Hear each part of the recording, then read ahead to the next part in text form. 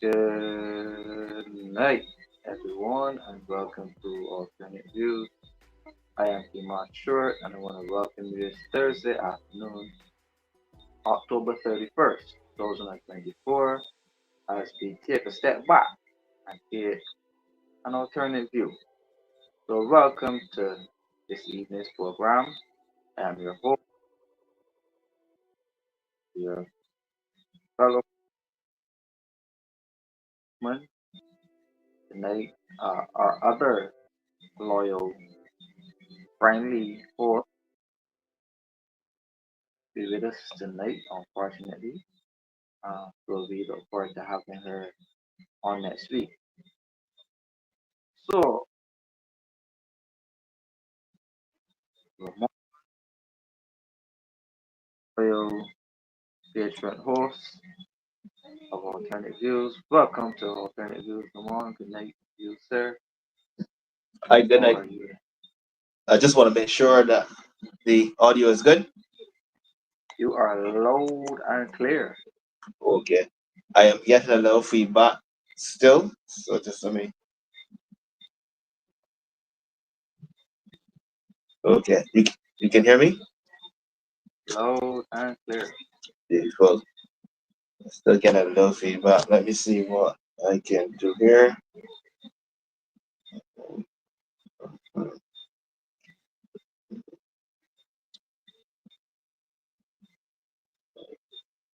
In the meantime, Let's see. Ramon gets his technical difficulties fixed. Yes. Let us welcome the early loyal patron supporters, Marcia. We'll say goodnight, Kemar, panelists and alternate viewers. Good night to you, Marcia. Good night to Tamika Harper. Tamika is saying good night to Kemar. Good night for the session. Thank you very much, Tamika, for joining early. One of the first persons to comment on the live. So we thank you very much. Lemuel too. Good night to you, Lemuel. Happy to have you on. Glad to see you on. Lemuel usually brings some very interesting perspectives on alternative views. So thank you very much, Lemuel. And Tamika again is saying good night to Ramon. Saying Good night, Tamika. yes, yes, yes. Christopher Harris. Um, who that joining in, Christopher. Saying good evening, Kimar and Ramon. Christopher is saying looking forward to the banter. As usual. Mar yeah, Marcia is saying good night, Ramon. Blessed good night for sure. Right there. So are you already know, sir? Yeah, well, I'm still getting a little feedback, but we are going to work with it for sure. So get a little tad bit feedback. Yeah.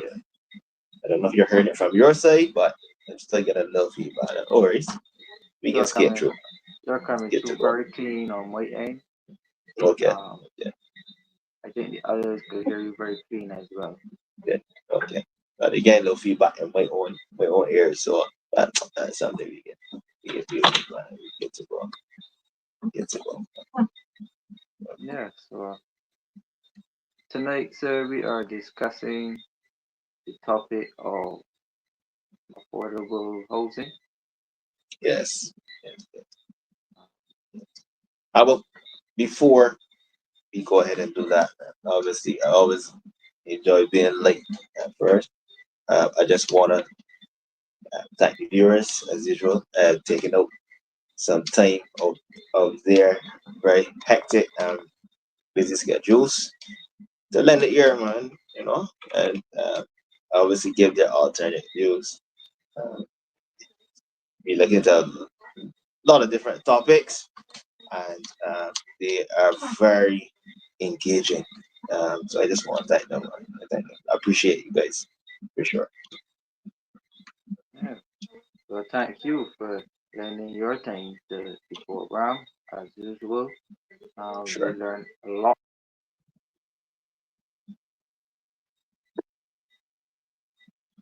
Tonight we don't have our technical team with us, so we can't have the the usual slate shows that we usually do. But tonight's episode is by Lifelong Learning, the Human Development Foundation and charity. We are endorsed by the Caribbean Progress Studies Institute. And also, we'd like to say good night to Stuart and Perkins Caribbean. And let us get on the road. Affordable Yes, housing. Affordable yes, yeah, housing. for sure. It is the Barbadian dream to, have our own a home, own a house. Every person dreams of owning their own home. At least, I believe. If you ask every single person on earth, man, woman, boy, or girl, do you want to own a home? You will get a yes. 99% of the time, right? That is correct. Yeah, but piece of the rock, Yeah. So piece of the rock for sure. there were many attempts,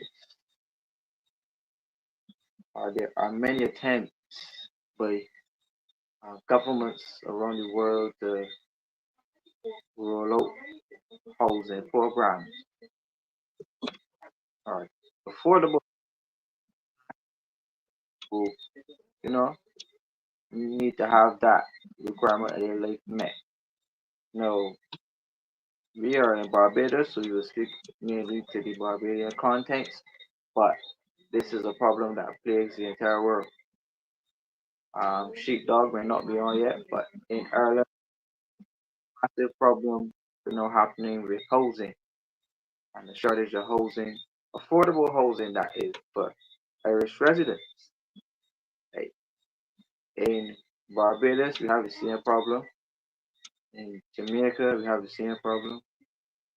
In Grenada, we have the same problem. St. Kitts and Nevis. In every country in the world, we have a challenge with affordable housing.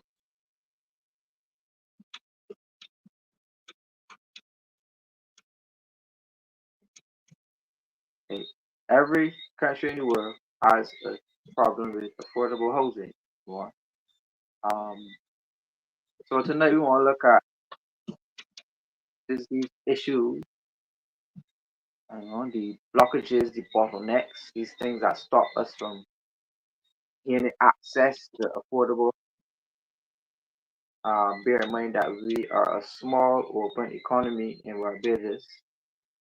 Uh, Income levels are limited in terms of potential working at a job. Right?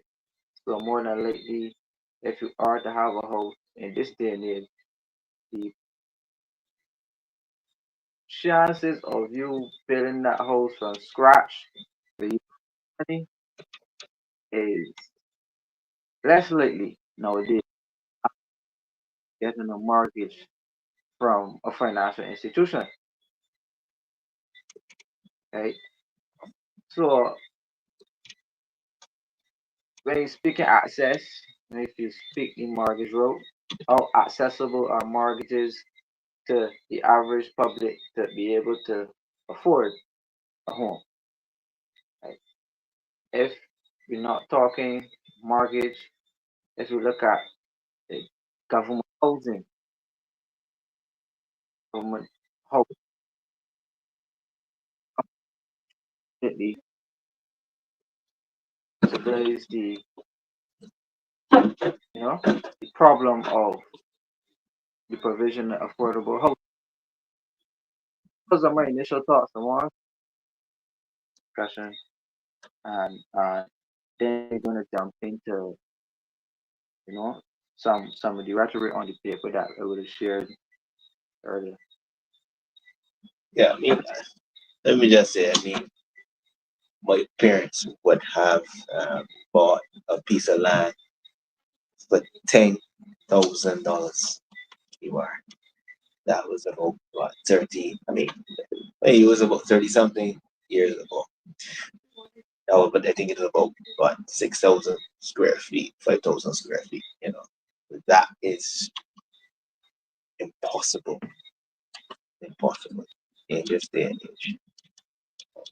In this day and age, so it is a challenge we must look at. Back then, I mean, they can say this. My father was working for $300, $400 a week. You know, that would bring to what my mass certainly correct. It was $400, $1,600. You know, and he was able to purchase the land. You know, and also build a house. So I mean, I am amazed at how these things would have actually skyrocketed exponentially. Um, and I would love to find out why. I would like to continue to dig into it and see if we can obviously find solutions for this because you know an already man going to work every single day, you know, and one of the things uh, men would feel, you know, accomplished about having PC Rock, you know, building his own castle, and that has definitely soared out of the reach of the ordinary working man. Kemar. So must be solutions, right? So that's my initial take on the situation. Must be solutions. Must be solutions. I like that Must be. idea. So tonight is just a night filled with solutions. We're going to do some analysis on the real estate market, the housing and lands market in Barbados, um, because this is a topic that is very dear to all of us, as you said. So I think we need to provide some deep understanding as to why housing seems to be out of the reach the average Barbadian nowadays, and the situation just seems to be getting worse. How come nationals could come to Barbados and seemingly purchase land much easier than Barbadians? Market seems to prefer the non-national dollar over the Barbadian dollar.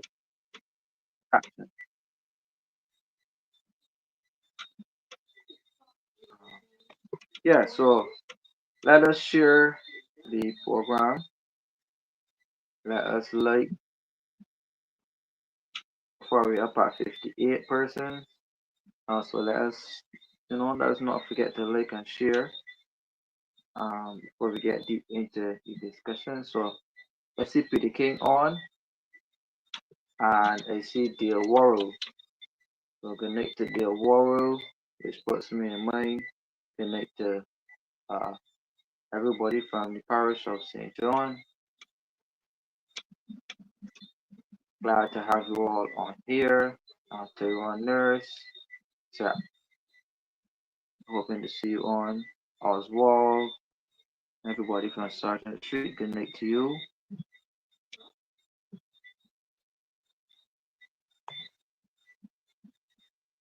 Yeah, so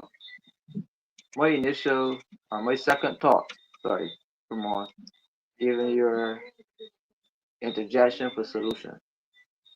Now, my attempt at providing a full understanding of this problem that we face in terms of affordable housing. I made a brief interjection this year at the Central Bank of Barbados, and they would have said in the introduction to the bank that the health of the real estate market is tied to the health of the financial system and in the country. So I attempted, and following Ramon's thought for solutions, I attempted to address the restructuring of the real estate market to allow for job growth, allow for the increase in real estate workers and other professions within the housing and land industry. Unlock necessary financing and capital to complete real estate transactions and drive specific economic indicators in a positive direction, Ramon. But intervention. For by intervention, I mean something like project.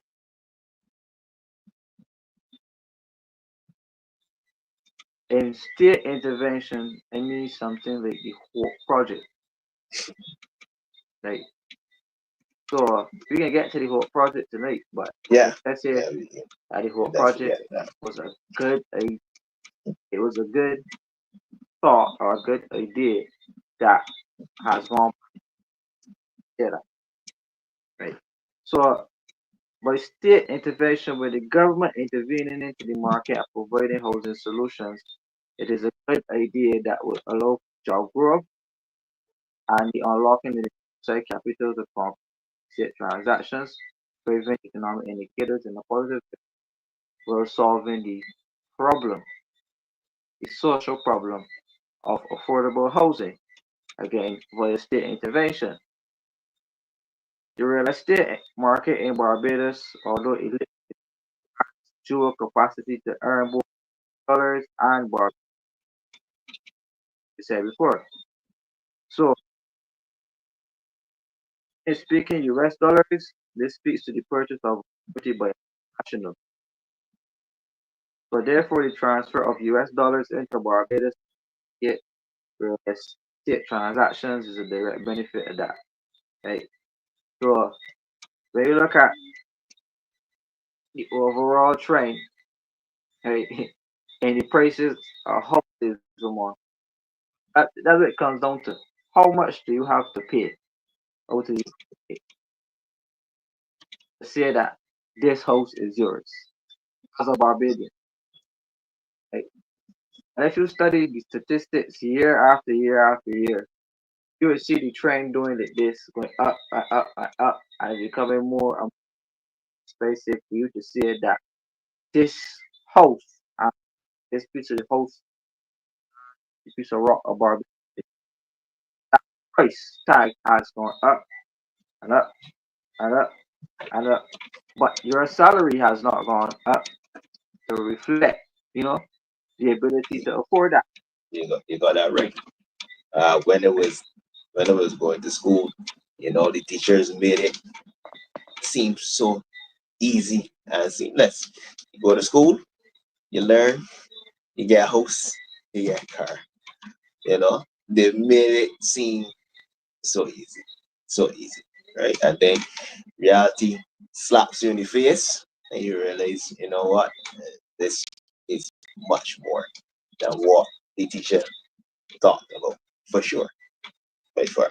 How the prices continue, and the prices do continue to go up.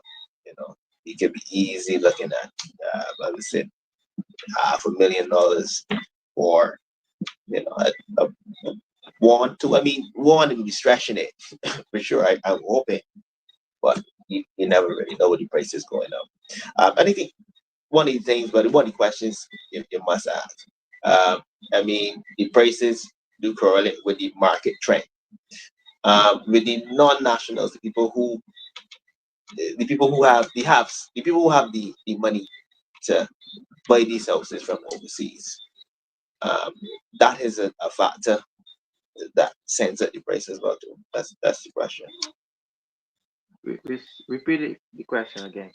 Okay, so the people who have the money, right, with them buying more land and house in Barbados, and obviously the market demand, supply, etc., etc. That is one of the reasons that the prices continue to go up for the land and house because of the outside people, the people from overseas who would have the money buying up all the properties. Is that a reason that the price of the lands to be going up constantly? Yeah, yeah. Well, it is a direct consequence of that.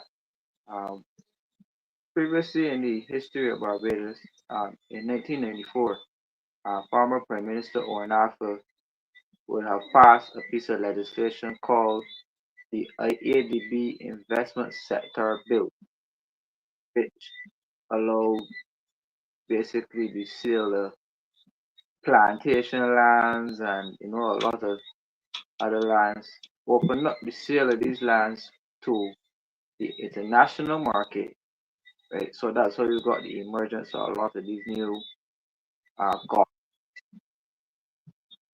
and that's how you got access to housing schemes like Kingsland housing area, West Terrace housing area came on stream, which would notably be considered the middle class, right?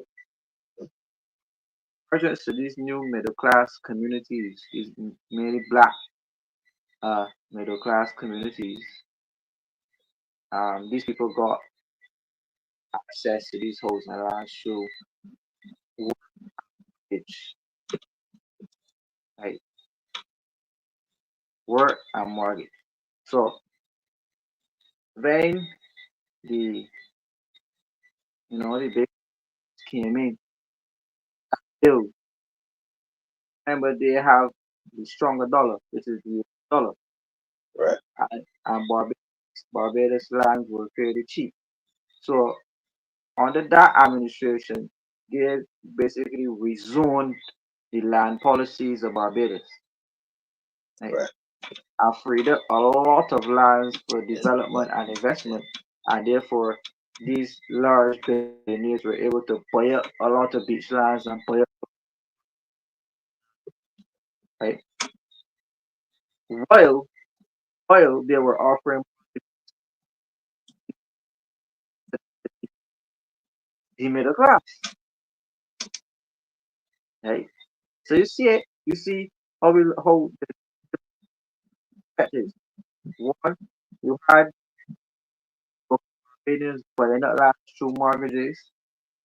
That you find they now live in class areas, right? The inner parts of the island. Well, the non-nationals when they're coming, they usually they usually come in and working up. Yes. Right? Yes. I was just actually going to ask the viewers if on their side you are breaking up as well. Yeah, but I'm clear now. Yes, you're clear now. You are. That's right, right. So I was saying, who we now call the middle class, who got there through access to mortgages, where they were able to buy a sizable house and land, right? Through which they now have to pay land tax on, these large plots of land. Now, then, nationals come in, they usually have preferential treatment. They get certain tax exemptions Yeah. when they buy. They get incentives to buy property in Barbados. Well, when a Barbadian buys it, tax, you buy the land, you get hit with property tax. Yeah. You get hit with all types of fees and absurd charges. More than likely, you're tied up in a mortgage. But you want to say something, Ramon? Yeah, I mean, you're looking for that foreign exchange. You're looking for that big money. But you have a lot of disgruntled people locally. People, who throw their hands in the air and say, you know what, give up, give up on it. That is what will happen. So you gotta find that intricate balance. I always talk about balance. I use the word balance a lot, right? Between obviously getting that foreign exchange, that big money, and obviously giving hope. No pun intended there. Um, Giving hope to the locals as well, too. Because as I said before, a man will feel like a man when he has his own castle. Like you tempted to put it out of the reach, take it out of the reach of the ordinary man. You know, you're looking for a lot of trouble. You're looking for a lot of trouble. So that's the take on that initially.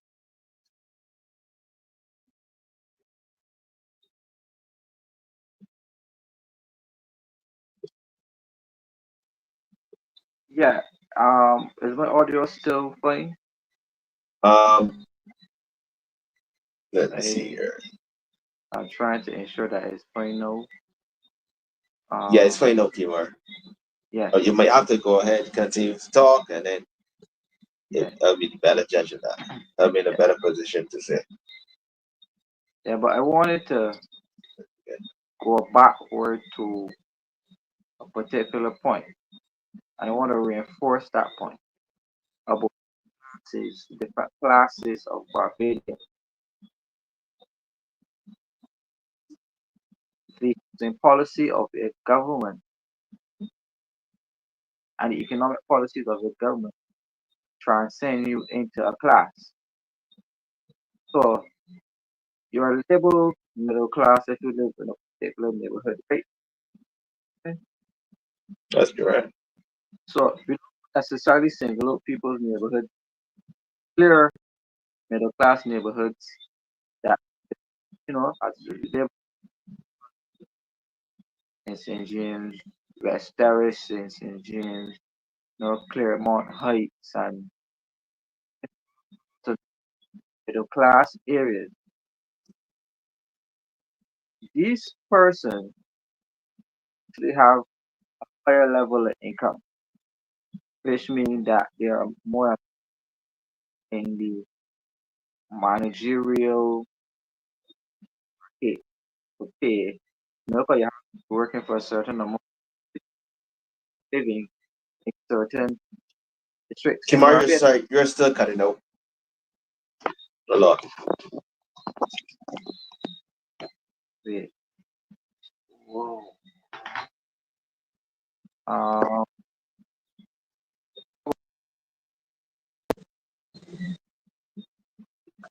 it should be good now. It's good now. Yes, but yeah, you're gonna continue talking. Yes, we will see. But so far, so good. Yeah, right. As I was saying, I But wanted to drill down. Right, I wanted to drill down on the point of the classes, right?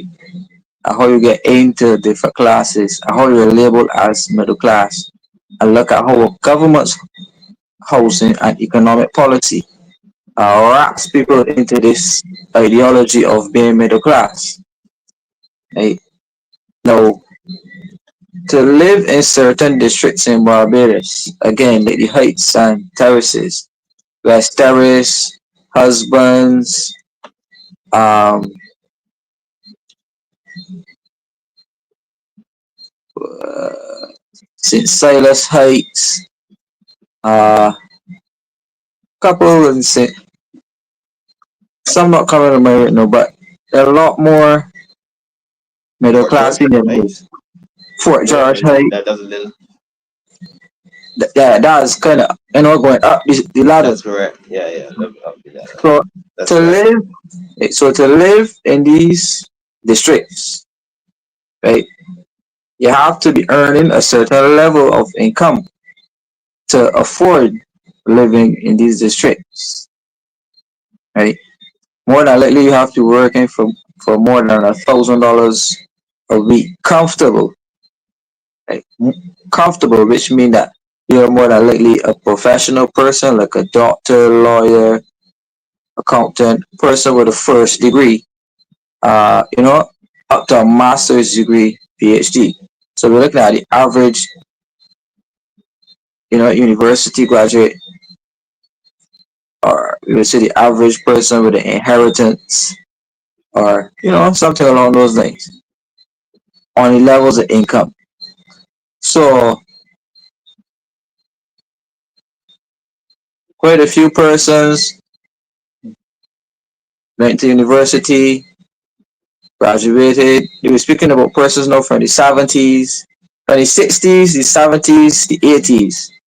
Went to university, graduated, got jobs, were able to increase the income levels that they now live in these middle class areas. And Ramon, these persons are our parents now. That's correct. And you know, and our generation now are turning those persons who are in the 50s, 40s, early 60s into grandparents and great grandparents. Um, Right? So that was the ideal dream back then. Like, that was the ideal dream back then. To aspire to be middle class. And this DNAs. Come on. Let me not before we get there.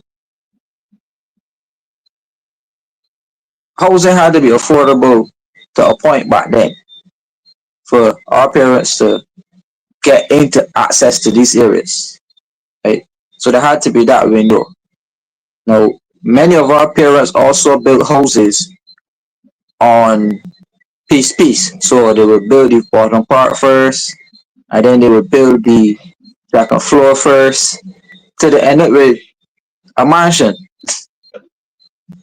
right? So some of them also took that road, along with the mortgage road, or along with the inheritance road, you know. So in this day and age, no, this younger generation, we do not have that same level of access to be able to claim, like our parents did, to be able to claim up to the middle class level and be affordable, right? And be affordable for us. So we would go to school, we would go and get a degree, but when you go and get the degree, you take a while before you get the job. Then when you get the job, then you hear that to qualify for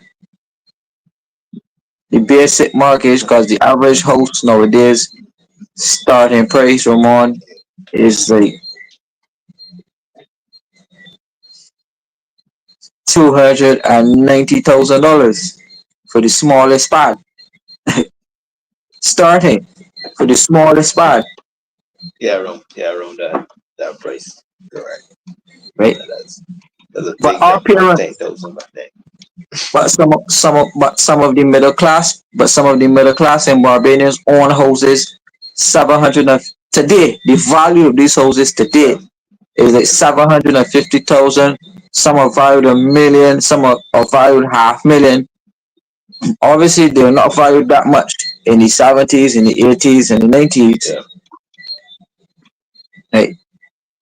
Right? You can't forget that. So the value grew over time. So house, land, asset, the value grow over time. That if they wanted to sell some of their properties today, it'd be quite valuable. So we're looking at how today, how easy it is to access those type of benefits in Barbados, right? To get a high income job, to be able to earn enough that you could go and take out a mortgage as a young person in Barbados, and starting at a house that is worth at least 320,000, $400,000 as a young person in this day and age with a struggling economy, come on, with increased job insecurity, where companies nowadays are offering temporary contracts and contracts that do not offer you the job security to be able to go into a bank or credit union to access to have access to this credit. Like um from my from my world, come on, um that middle class window for me is closing. The ability to aspire to live in the heights and to live in the terraces, and in the Georges. That window is closing, and it is closing not only from the perspective of the young, but for those persons who are in it, they're faced with increased land tax bills, right? Increased property maintenance, right? Because the value of everything is going up, so to maintain those properties, right? The utilities on these larger estates and these larger properties tend to be much higher than it is a much smaller house. Come on, right? So financially, even if you aspire, you make it into that middle class bracket, the bulk of taxation based off government's economic policy is directly targeted at you, the person who aspires to be a middle income, middle class Barbadian. So, what are your thoughts about that? Yeah, well, I think if we continue along these lines, this trajectory, you're going to cut out the middle class altogether. There ain't no middle class anymore. You got the poor, and you're gonna have the rich. Right? You can have the poor, you can have the rich. Um, you can still hear me, right? You can still hear me. Yeah, I can hear it. Let me just make sure, right? Not a little technical tricky, right? So we must be careful how we tax, And again, I think I mentioned balance all the time. Or I can mention balance. Yes, you want something in the kitty, you want some coffers, but balance is important because at some point in time, poor, rich, and you let's go, right? You get your degree, you go, you get a job, right? As a man, I mean a woman as well too, right? But you know, a lot of men, they feel accomplished, as I said before, you know, having their own castle. So you go there, you get your degree, you get a job. You need to feel you need to feel as though you accomplished something. All that hard work would have paid off at the end of the day.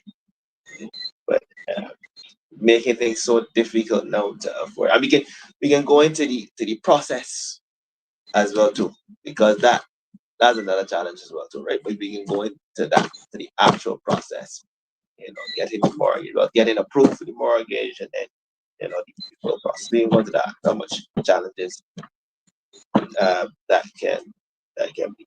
We can go into that, but just in terms of you're earning, you're earning amount, your amount that you earn, to afford or to be qualified for a particular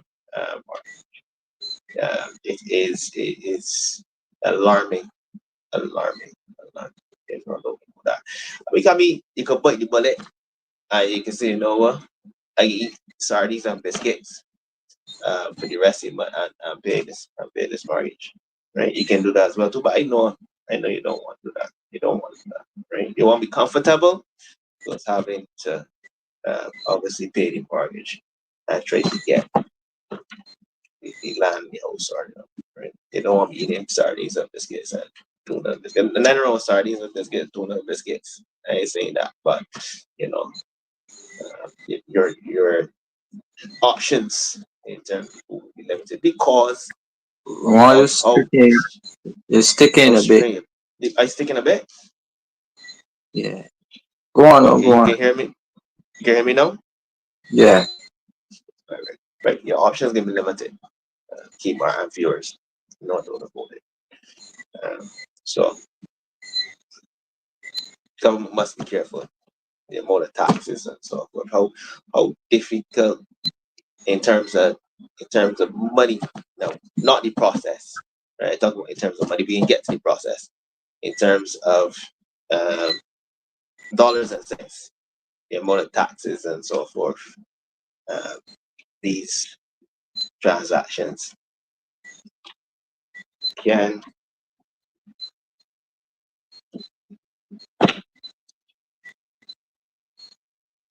but well, sorry about that. Right, can occur. Yeah, sorry about that. My volume was a little sticky, so be got careful. Kemar. Yeah. You're correct. You said a couple of things that I want to respond to. Um, but as I said, as with all developing countries in the world, the issue of affordable housing, Ramon, will remain a problem for all governments around the world, and the ability to meet the demands for housing in any country solely rests on the government, because the private sector will build houses for profit. well, the government will build houses for social good, social need, as opposed to building houses for profit, right?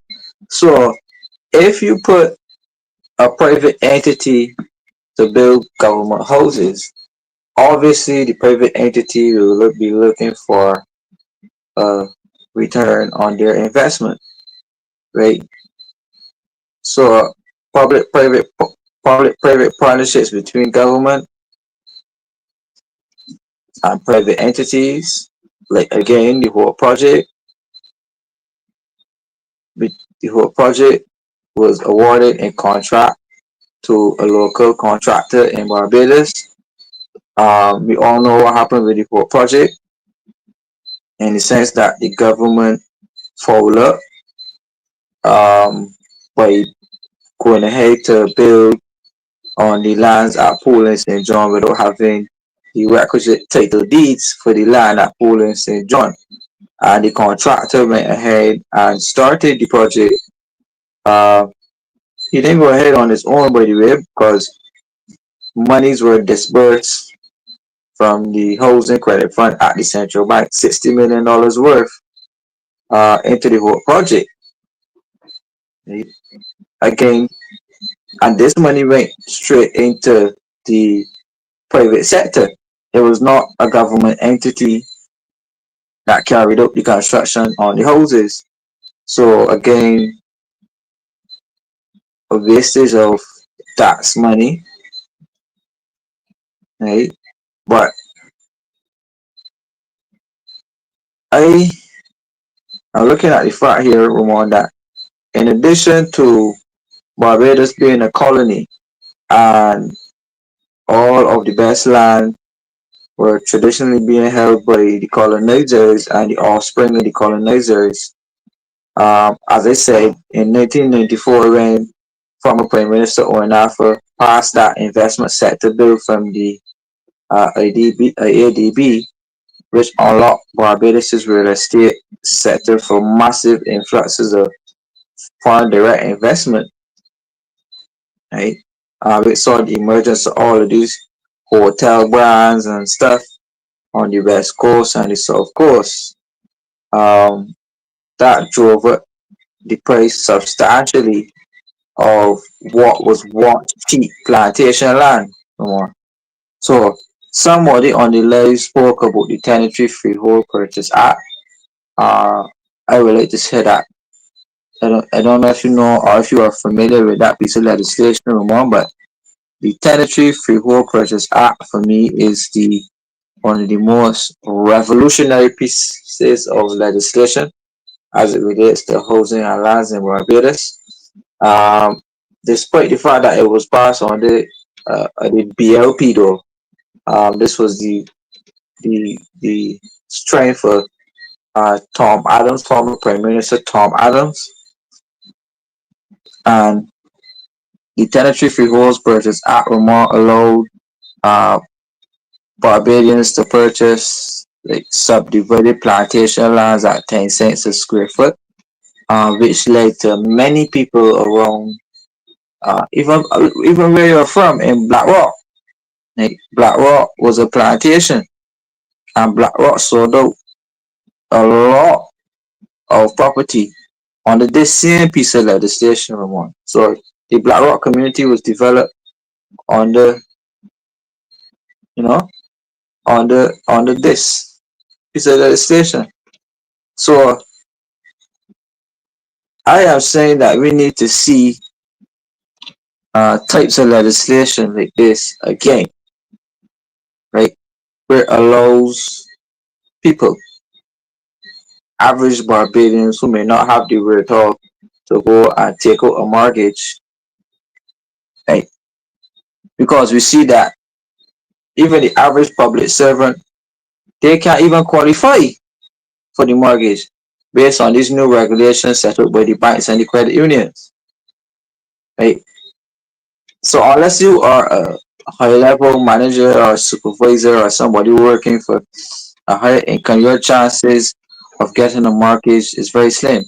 And and the fact that the banks are so rigorous knowing who they lend to, Ramon.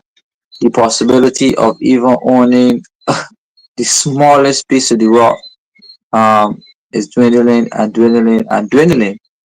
And the persons with the wherewithal are just buying up the land, while the average Barbadian seems to be more captivated in buying a Suzuki Swift. Right? Buying a Suzuki Swift for $500, paying the car payment for $500, and you could get a Suzuki Swift from any bank in Barbados or any financial institution and get the money so easy to buy a Swift. But to get a mortgage, nah. Oh Yeah. boy, do we love our cars? Barbadians seem to love our car. I remember I was at, I think a couple years ago, well, 10 years ago or so. I was at church, and this young lady came in from, I believe, the Turks and Caicos, right? The Turks and Caicos, and she was talking about, you know, cars and houses and so forth. And so, my car over there, etc. So, my car one. I don't have a car. You know what I did? First thing I did, get a house. Right? And you find that the older people, they will tell you, you know, I don't know if they're sometimes not aware of how difficult, how challenging it is, right? But they would tell you, you know what, first thing to do is look to get a house, look to get a house, you know. But I find that the culture is that uh, Barbadians, we love our car. You steer the car is too hard and noise breakup. So we love cars. We love cars. You know that, right? But the older people always advise you to go and get a piece of land because the cars, the what they depreciate, and land and house always go in the opposite direction in price. But our people, and I think this is something that needs to be spoken about now. Um, the Indians in Barbados are buying up prime real estate, right? And the Indians live in Barbados, they do business in Barbados, they operate right here in Barbados, right? And it the amount of real estate that the Indians have invested in over the last couple of years in Barbados, I want to say years, I mean the last 20 years, basically. Like, because as coming up as a youngster, and the Indians were not as out there as they are now, right? So in the city of Bridgetown, a large set of the housing, especially the more compact areas like Green Parkland, New Orleans, Greenfield, even some parts of Nelson Street, majority of the houses are owned by the Indian Muslim population in Barbados. Right? Out further parts of Nelson Street, uh, the Guyanese population own a good set of property in Nelson Street area. Jamaicans, St. Lucian, or nationals seem to own uh, bits of property around those ends. So you're seeing a difference in buying patterns of who's buying property in Barbados, right? Um, there was a survey done by Hardy and Donovan in 2016, and that survey concluded that the vast majority of households in 6 Caribbean countries, including Barbados, cannot afford even the cheapest unit produced in the formal private sector or the cheapest unit in most public sector housing programs. And that's sad. So a couple of housing attempts at housing programs in Barbados. We had the Hope Project, we had the Hardwood Housing Project, We had the health project. We had the villages at Corverley. On the hotel side, the government attempted the Gems of Barbados. We had the Almond Beach project. We had the Hilton. We have Sam Lars. Now we have the Hyatt.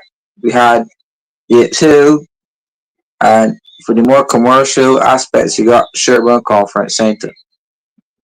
Right? Come on. So there you have it, the government making attempts. Now if you look at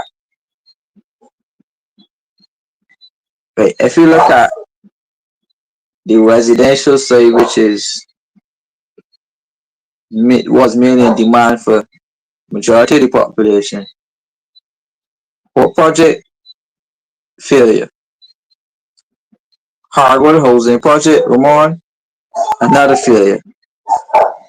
The health project, which was the housing every last person, that gained some level of success in that you had the delivery of housing solutions to Barbadians. So those housing solutions were the villages at the Grotto, uh, another public housing project at Stuart's Lodge, Barbie's Hill, um, there were housing at Lancaster, and some other low income projects. Right? No, here's my I don't want to say concern, but here's my pet peeve. Right? Here's my pet peeve. You have a huge set of the population renting, right? Living on rent. You have the ownership structure. You have the ownership structure of the people who own the houses where majority of the population rent from. Right? So the rent money is not coming back into the community in many instances. On the other side, Ramon, you have the government making attempts at the whole project. However, corruption is failing, so therefore people not getting houses. Right? The private sector do not take on low income housing projects just like that. They more take on the large scale real estate transactions, so because they're into profit, they're not into charity. Right? So therefore, Ramon, the need of housing, that social scourge of housing is not being met almost on any front. But you're seeing an increase, Ramon, of rent houses, right? Mainly owned by, as we say, the Muslim Indian community investing in a lot of the real estate in Barbados.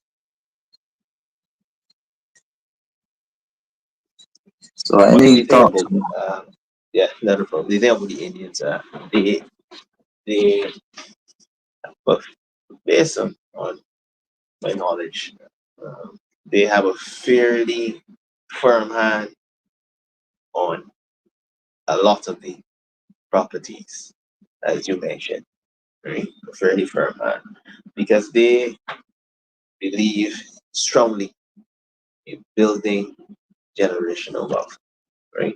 And they put certain things in place. You see a number of the Indians, they would live for a little while, but then you see the older, the more senior one, taking obviously the junior trips, finding them, well, they not trips per se, like vacation. I'm talking about, how they would drive around and sell stuff and so on. So you see the senior member of that household, sorry, they would take around and show the junior member the route and how to do certain things, how to make money. Right? So they believe strongly in the future generations. Now, I can just go to home here for a little bit. Now, the Prime Minister of Barbados, Honorable, yeah, more Malby, right? She advised, I can tell you the year now, on the 19th of March 2024, that this particular article is dated. She's looking at 10,000 houses in 5 years. She vows accelerated hope project. Right? Barbados can expect to see a ramping up of the construction of houses under the home ownership providing energy housing project in the coming months. She did note a lot of challenges before. Um, I saw her article actually. It was dated 2023. Only 1,129 keys were delivered to the homeowners, and that was 2023 last year. Right? So she promises are ramping up, and that gonna be a real serious ramping up.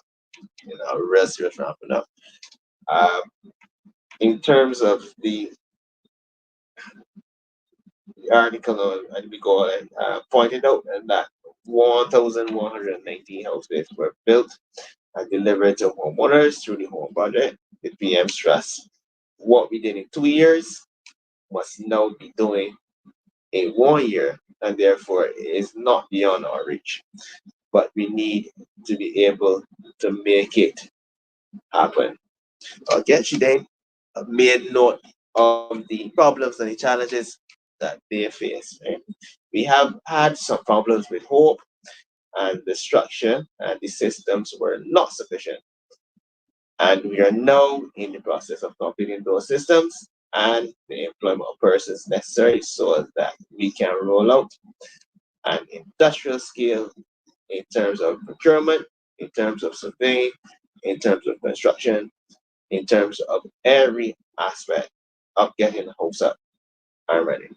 Now, my take on this is that, before you go into a project like this, you must look at all the parties involved, all the stakeholders, and look at the risks involved. Make sure everyone is on the same page. Whatever can go wrong, you must try to look at and be proactive in how you manage the situation or the situations. I mean, some things are definitely out of your hands, but the ones that you can control, you should really look at in the initial stages, not when you are in the middle of a project. And I said things will come up, but there are certain things that you can be proactive about in in the initial stages. Right? So that's my tip on the whole project. That's why the 10,000 looking a little skittish, to be honest with you, based on how many houses were built just, I believe it was just last year, well, up to this year. Um, 10,000 is going to be a stretch if it continues along this trajectory based on last year. Right? Hmm. And Well,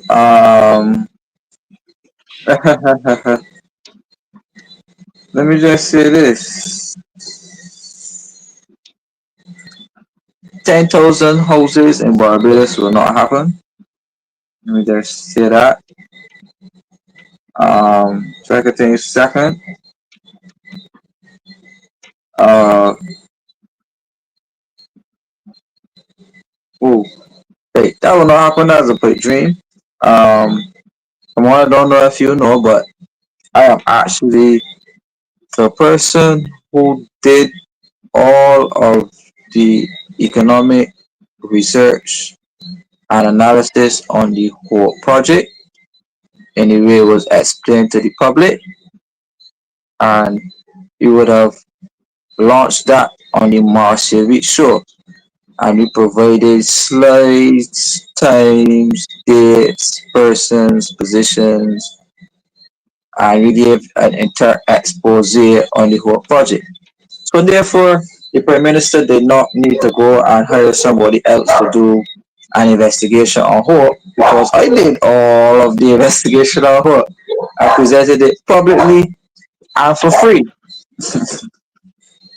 Right? Um, so those persons on alternate views who watch the Marcy show could affirm and attest to that. No, my thing here is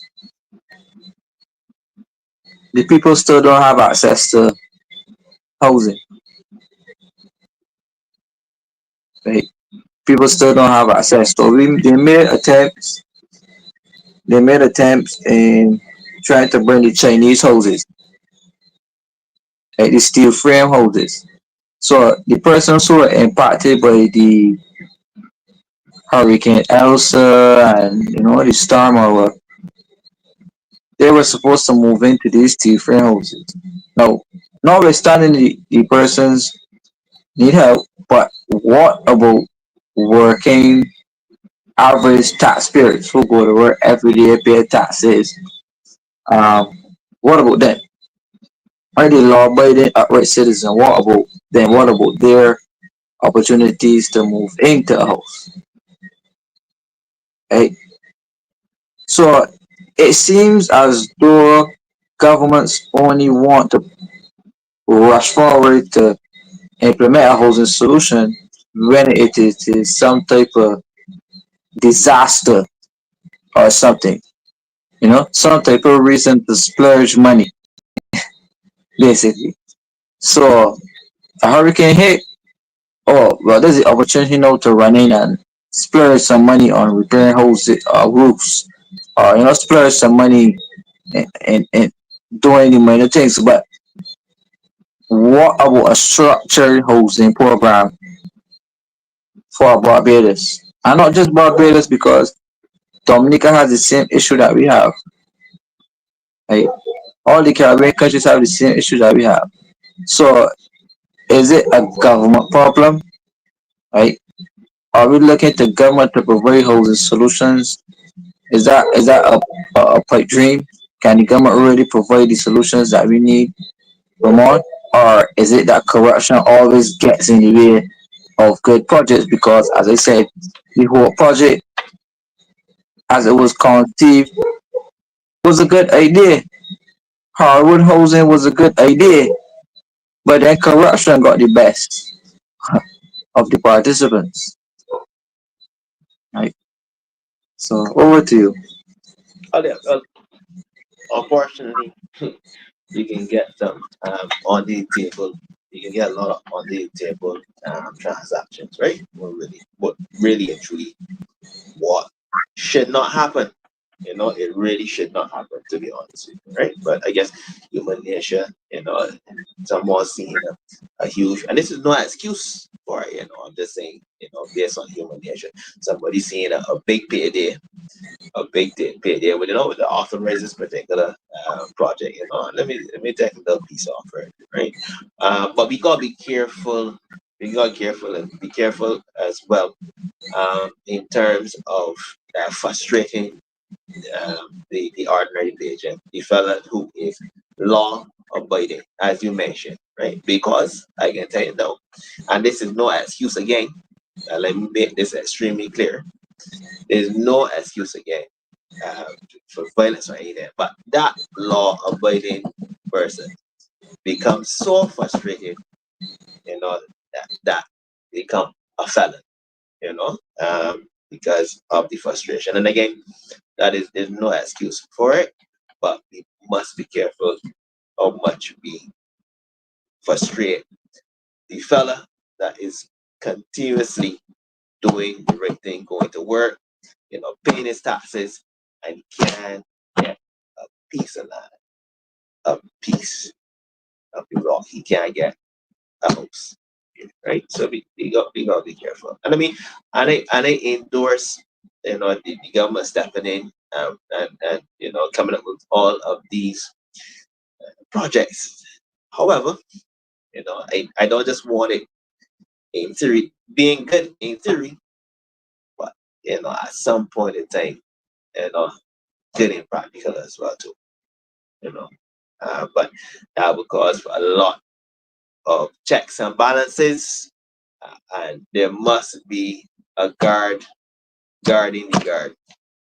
Right? That's the only way, I guess, to uh, deter a human being from doing the human thing. You know, that's my take on it. But the government, with the government's intervention, um, actually coming to all these projects and actually making sure that these projects are done in a timely and efficient matter. Giving the people the keys, man. The people who usually won't be able to afford it, especially in these times. That would be fantastic. To be honest with you, that would be fantastic. I will hope that I see the day that it happens. That the theory turns into practical. You know, that's what we hope. Well, let's continue to hope. Lord. Yeah. Uh, all we could do is hope. Not no pun intended though, already. Yeah, yeah, yeah. Yeah, yeah. But Um, it's but Kmart, honestly, it is. If you really look at it, Kmart, it is real unfortunate. And I can't hear everybody around me. Everybody around me complaining about the price of land, the price of housing in general. I know a young lady. She wanted. I mean, this is renting now. This is not ownership, right? But even to find some place to rest her head, a one bedroom little thing. I mean, not obviously criticizing, where someone is, but a one bedroom little thing for $1,000 a month, and $1,200 and $1,500 a month. One bedroom, so be really, really, really, really, and they being extremely serious. We gotta hmm, find a way. We gotta find some solutions here. We gotta I find some agree. I solutions. agree. Yeah. Well, part of my mission here, Ramon, is to continuously look at low income housing as a solution. Right? But across all small island states, particularly in the Caribbean, um, the promise of low income housing projects tend to be a promise to unsuspecting voters. Right? So basically, the politicians use the promise of low income housing as a trick every 5 years, and it works seemingly. Right? Um, so you have a set of working class voters whose greatest hope, again, no pun intended, is to own a house. Right? So Caribbean economies often grapple with political parties promising to deliver access to affordable state-sponsored housing, which often lead to increased government expenditure to fulfill this exercise. But I want you to say that again for the viewership, for the viewers. Right? Caribbean economies often grapple with political parties promising to deliver access to affordable state-sponsored housing, which often lead to increased government expenditure to fulfill the promise. Right? So the government will promise the people housing. One second.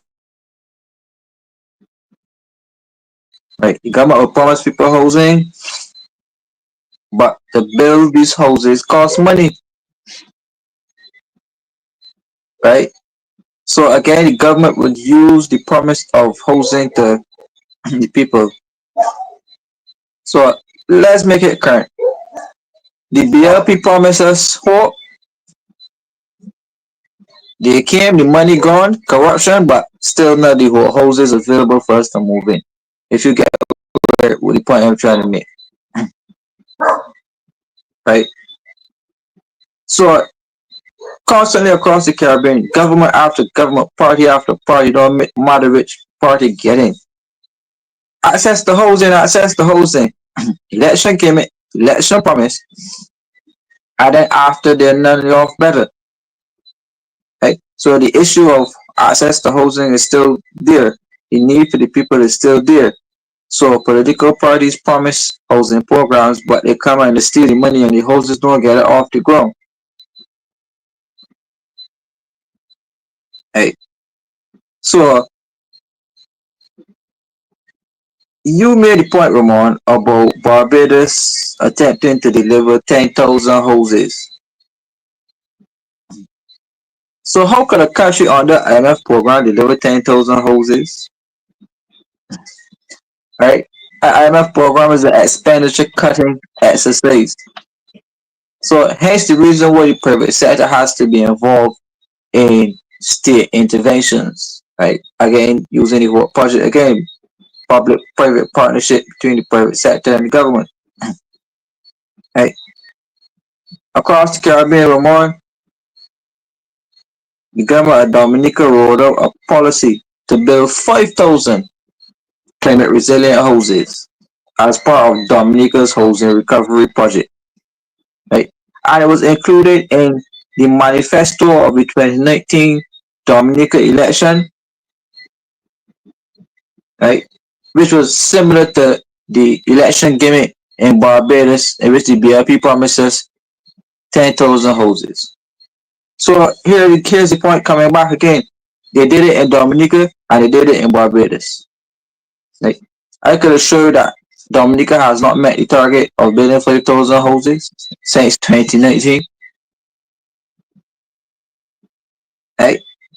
So if you are looking, Ramon, at a population, majority of the people who work for less than 50,000 Barbados dollars a year, under normal circumstances, these people cannot afford a house, right?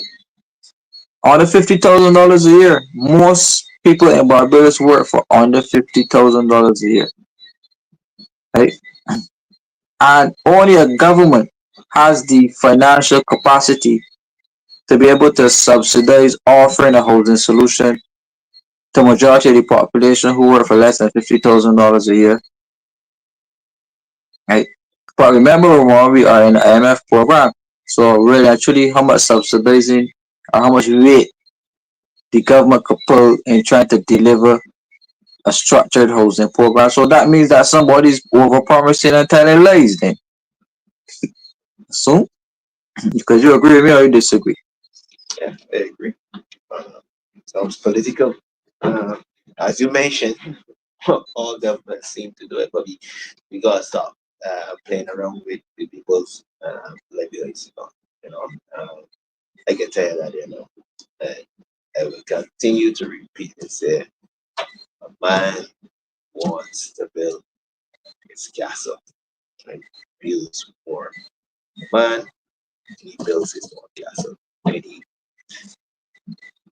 does his own thing and he on his own. Mm, So you have to be careful.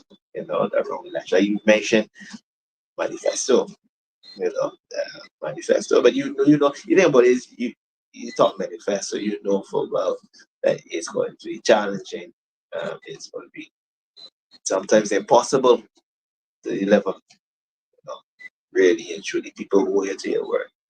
And disappointment is something that frustrates people, frustrates them, frustrate people, to the point where you say, no, I tired, really and truly tired, with lies, I tired, trying sometimes, you know, really and truly. So you must be careful as a government.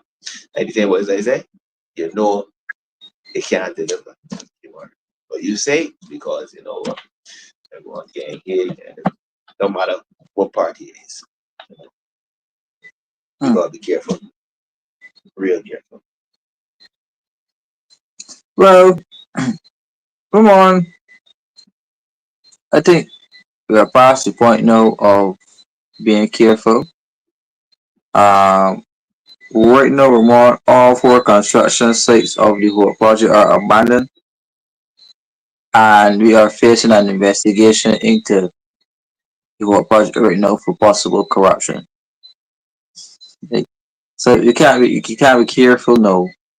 Um, this the people of the country are, I don't want to use the word suffering, but they continue to lose out because realistically $60 million could have built a substantial amount of houses, proper structured 3 bedroom houses, you know, um, with all the facilities and everything. So we're $60 million down. All four sites of the whole project abandoned. Right, come on. And a public entity leaking financially because of corruption, and again, the people still have no housing solution. Right. The Auditor General right now is doing an investigation into the whole project. Right. And he's also doing an investigation.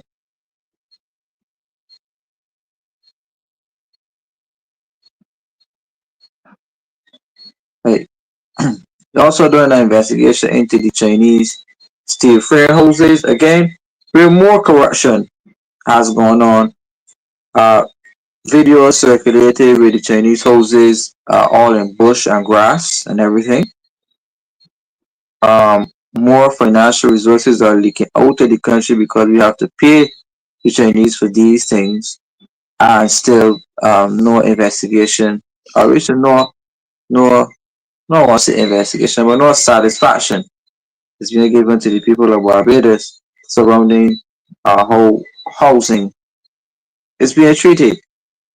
So, Eh, Kemar, I just want to make this clear, right? I just want to make sure you viewers hear this, right? You know who is going to suffer in this situation, right? Not the government, not the man that is alleged to get all the paper in his pocket, not him or he or she or whoever it is, but the people who were promised, the people who were promised these houses. And that is extremely sad. That is highly unacceptable. Highly unacceptable. Because one party can suffer both. And that, as I said, the person was looking to move their families into these homes. Had that dream, and dream kill, dead, decay, everything they want. And that ain't good enough. So there's some proper resolution to the situation, and they can continue. If they can continue, hopefully they get better measures in terms of uh, making sure the guard is guarded going forward. I hope so. No pun intended.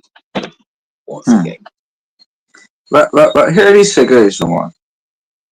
The Auditor General of Barbados reported that it was agreed in July 2021 that the Ministry of Housing in Barbados would engage Chinese firm under the basis quoted that 150 houses were later imported to be constructed before year end of December 2021 at the cost of US 14.25 million without a tender,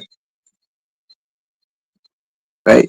And according to the Auditor General's numbers, he said that the cost increased from 14 million US to 26 million US without justification. Right? This is the Auditor General of Barbados saying this about the Chinese houses. Right? I'm going to repeat that. The Auditor Repeat it. General of Barbados said that 150 houses were to be imported and constructed in Barbados at the cost of US 14 million. The Auditor General went on to say that the cost increased from US 14 million to US 26 million without any type of justification. without any type of justification, meaning even with the prices of the materials going up, etc., etc. That's what basically it means as well, too, right? Hmm. That was taken into account as well. So Repeat that. okay, in terms of the materials going up over a period of time, how things obviously go up extremely quickly, especially in these times, right? By the time of the contract and by the time, obviously, of the shipping of application, I know the cost of materials go up. So I believe that based on the fact there wasn't a justification, that See, particular factor was taken into account as but well too. that's almost 100% jump. That's too big of a jump. Jump from 14 to 26. Right? 14 now 14 is how much from our 28? 28. Right? So that is two. Think about it. That's 2 million short 26. 2 million short of 28. So that's almost 100% jump. Right? So there's no justification for that. So let us look at this fact as well.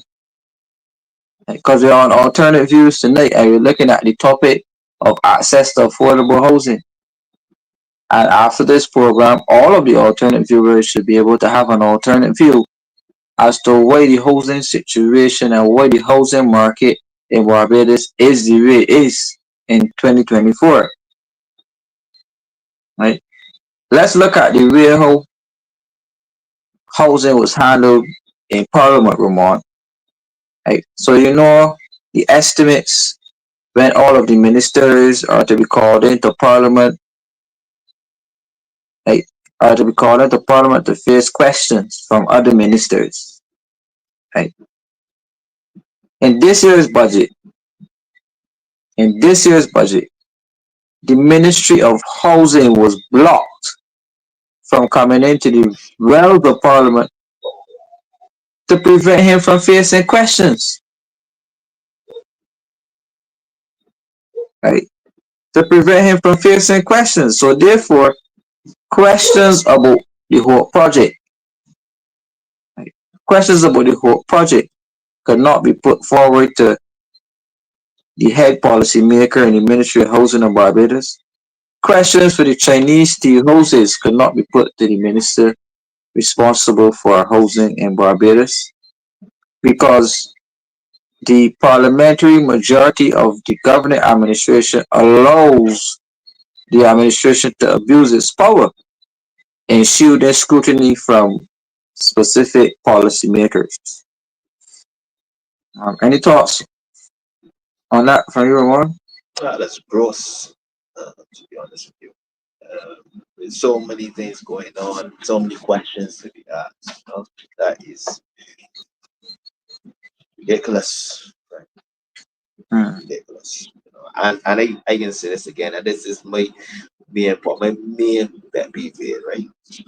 One fella, one party is going to suffer in these situations. That's the poor people, the people, normal fella, working hard, doing what he's supposed to do, paying taxes, etc., etc. So that is not on at all, not on at all. Hmm. Questions must be asked, and obviously, people must be in a position and be held accountable for these things. It doesn't matter which party, it does not matter. It does not matter. People Hmm. must be held accountable. Kemar. No doubt about it. Yeah. Well, over in Dominica, Ramon, I mentioned earlier that they announced a plan to build 5,000 climate resilient houses. Today, this was in light of Tropical Storm Erica and Category Storm 5 Hurricane Maria. And to date, Dominica has provided 1,500 of those promised 5,000 homes. Right? So, Dominica had an entity called CREE, which is the Climate Resilience Executing Agency of Dominica. and they rolled out that plan chaired by their prime minister to build those houses, as part of the climate resilience and impact mission or whatever. So I'm probably looking for something to be rolled out like that here just now because we usually like to follow pattern um when other Caribbean countries roll out things. No, I want to look at a thought, Ramon, and that thought is a difference in housing policy. Differences in housing policy. Right? So when I say differences, I mean government unit.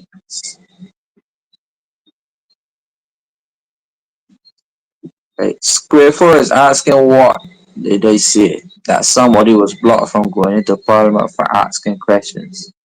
Did they hear the name or title you say? Well,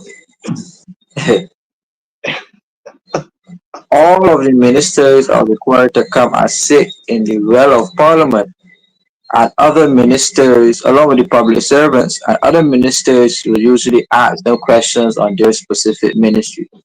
So we have a Ministry of Finance, a Ministry of, you know, Housing, Ministry of Health, Ministry of Foreign Affairs. All the ministers have to come with their public servants, heads of departments, etc. This year in Barbados' parliament, the Minister of Housing was blocked. Let me change that word blocked. But he was not allowed to come into the well of parliament to be asked questions because scrutiny could have been, rolled out by other ministers. Not that it would, but scrutiny could have been rolled out and asking questions about the whole project and about the Chinese houses. The Chinese houses which jumped from US 14 million to US 26 million, and according to the Auditor General of Barbados, without justification. Right? So the Minister of Housing of Barbados, I know you want near square four, but alternative views is not a political show.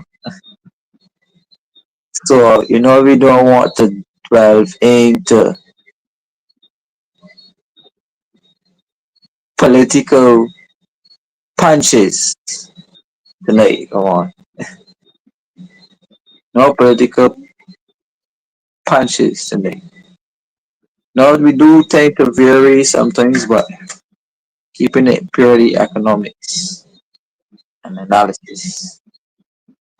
But I was making a point earlier, Ramon, about different in housing policies.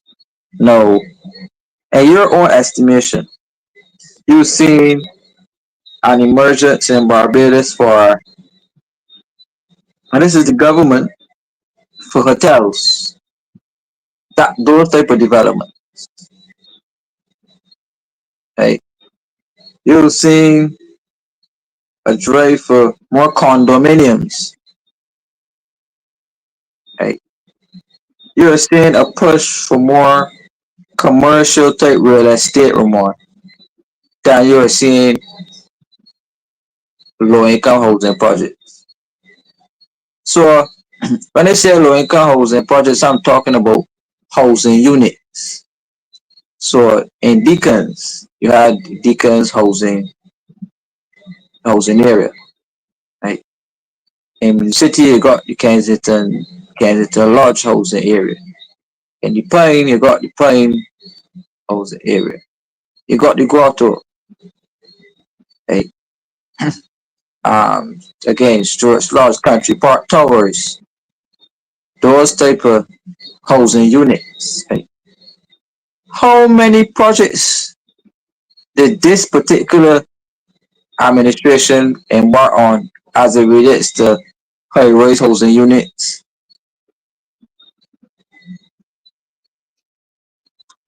You are absolutely correct. And as I sit here and I was studying, you are absolutely spot on. Since this particular administration would have come in, it was all high rise and fancy, big money projects. So you are absolutely correct. And again, once I hear talking, I try to formulate, I try to think how many low income projects this particular administration uh, would have put the hands in. You are absolutely correct. You are. Yeah. No doubt I about it. You're know absolutely correct. people will say that, and if you're comparing years, at least at least under the last at least under the last administration,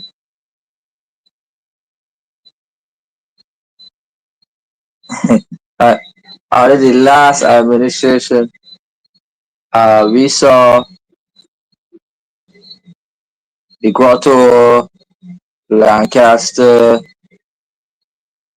against Stuart Lodge, and we saw housing developments going in, right? Low income housing developments, high rise housing developments, right? But realistically, when you look at priorities, if you look at it historically, the I don't want to get political, but I gotta get it. The BLP in particular don't really pursue housing projects like that, right? It is usually the DLP who pursues projects like those high rise, multi-story, housing area projects. The DLP is mainly the administration that build those type of developments. While the BLP focuses more on the hotels and the commercial, more larger real estate projects. And the facts are there to show. If we look at how many housing projects were constructed under Oinafla, and you look at the fact that probably almost none, right? Probably almost none. eh, Well, let me not say. There's a project on not Country Road, but I thought it's called Eileen's Land, Yeah. which is That's right there by the one that's close to the NAS. Not the NAS. the Supreme Court, on the same Yeah, road the as the Supreme Supreme Court. Court. Yeah, Right. yeah, Now, correct. Yeah. I know the land was identified under the last administration to build the project, so it was just a continuation of what was started before. So if you look at any new projects, high rise, low income housing projects that were constructed under the current administration, for there's none, right? There's none, right? Even if you take it to as far as the civil, a development such as the villages at Coverley, right? They put in place for more the Atlantic Breeze development. But most of the houses up there now have problems. They're defunct houses, right? Inferior quality from what was put in the newspaper by the residents. So you will see how much of a disaster it is as it relates to dwelling houses, as opposed to the much larger hotel tourism type, uh, you know, incentive houses in Barbados. As I said, we gotta do something with that in a serious way. Because a lot of the people who are the low income earners are on the brink, in terms of their of keeping it, I guess, mentally, keeping things mentally calm, mentally stable, and so forth. So we got to be extremely careful, and we gotta look at priorities. We gotta look at priorities. What is important? We gotta look after the less vulnerable. B, D, E, F, G. I think we gotta look at who is more vulnerable. And again, while you're talking, right? I trying to think, you know, in terms of what this current administration, in terms of the low income earners, what type of housing they were provided. And I, I keep thinking all the time, and I can't tell you. But what I can tell you is that previous administration, is a lot of the, as you mentioned, there those low income households, etc. So priorities, uh, Yeah, well, priorities. this is the thing. When it comes to public housing in much larger developed economies, uh, they tend to maintain the houses as part of government social programming because there's a much higher turnover rate for some. So, like subsidized housing, people don't necessarily live in them as long, but in these parts of the world, if you get in a house, chances of you moving out that house very slim. Right? You only just standing there for a little 5 years. So just because if you ever get in a government house, you're looking to move out. Right? So that's the mentality of Barbados. So And I just want to touch on that as well too. Sometimes they rack up a hefty bill in terms of their most own. And before, I don't know what the costs are now. It's about $35 a month or something like that. Some people had arrears thousands of dollars. So I don't know in terms of I don't know if the government is looking at the risk involved in you know getting into a projects like that. So I guess when you say A or say B, maybe they don't want to take those type of risks. Uh, you know, I guess that's something you could touch on. hmm, well, you're right. The risk associated right now is very high, and being part of the IMF program, um, definitely trouble is going to be on the horizon as it relates to financial prudence and building the financial straitjacket. So there's not much room to maneuver financially, but we need to keep reinforcing the point that if governments will stop being corrupt and start stealing the money, then the projects could be done within, the financial bracket that they have and within the time that was set. Um, why is it that we always have to hear in the newspaper that there was cost overruns?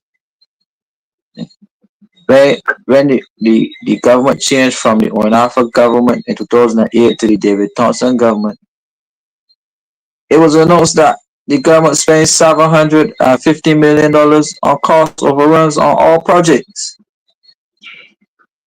Right? So that's close to $1 billion on all of the projects that governments overspent money. Now, if you do an analysis on this particular administration now, on how many cost overruns they had on specific projects, then you would see, the challenge that we are facing. Wastage in government, corruption. Right? So I go ahead. I would hate to know that it's incompetence.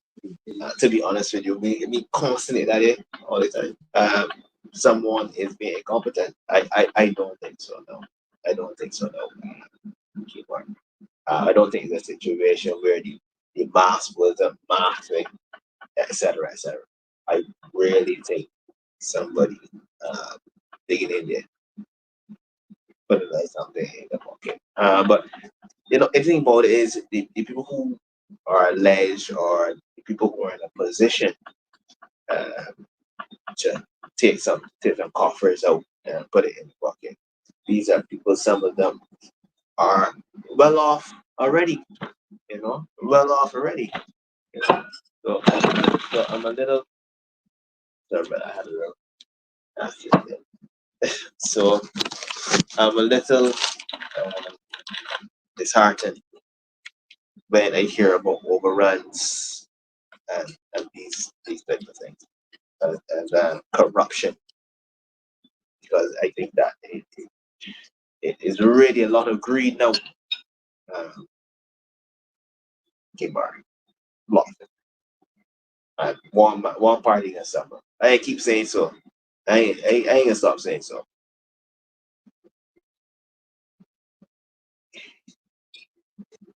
Well, again, we probably never see back the $60 million.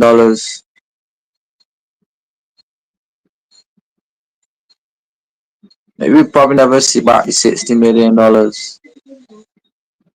uh, for the whole project. Right? We probably never see back the money for the Harwood housing project.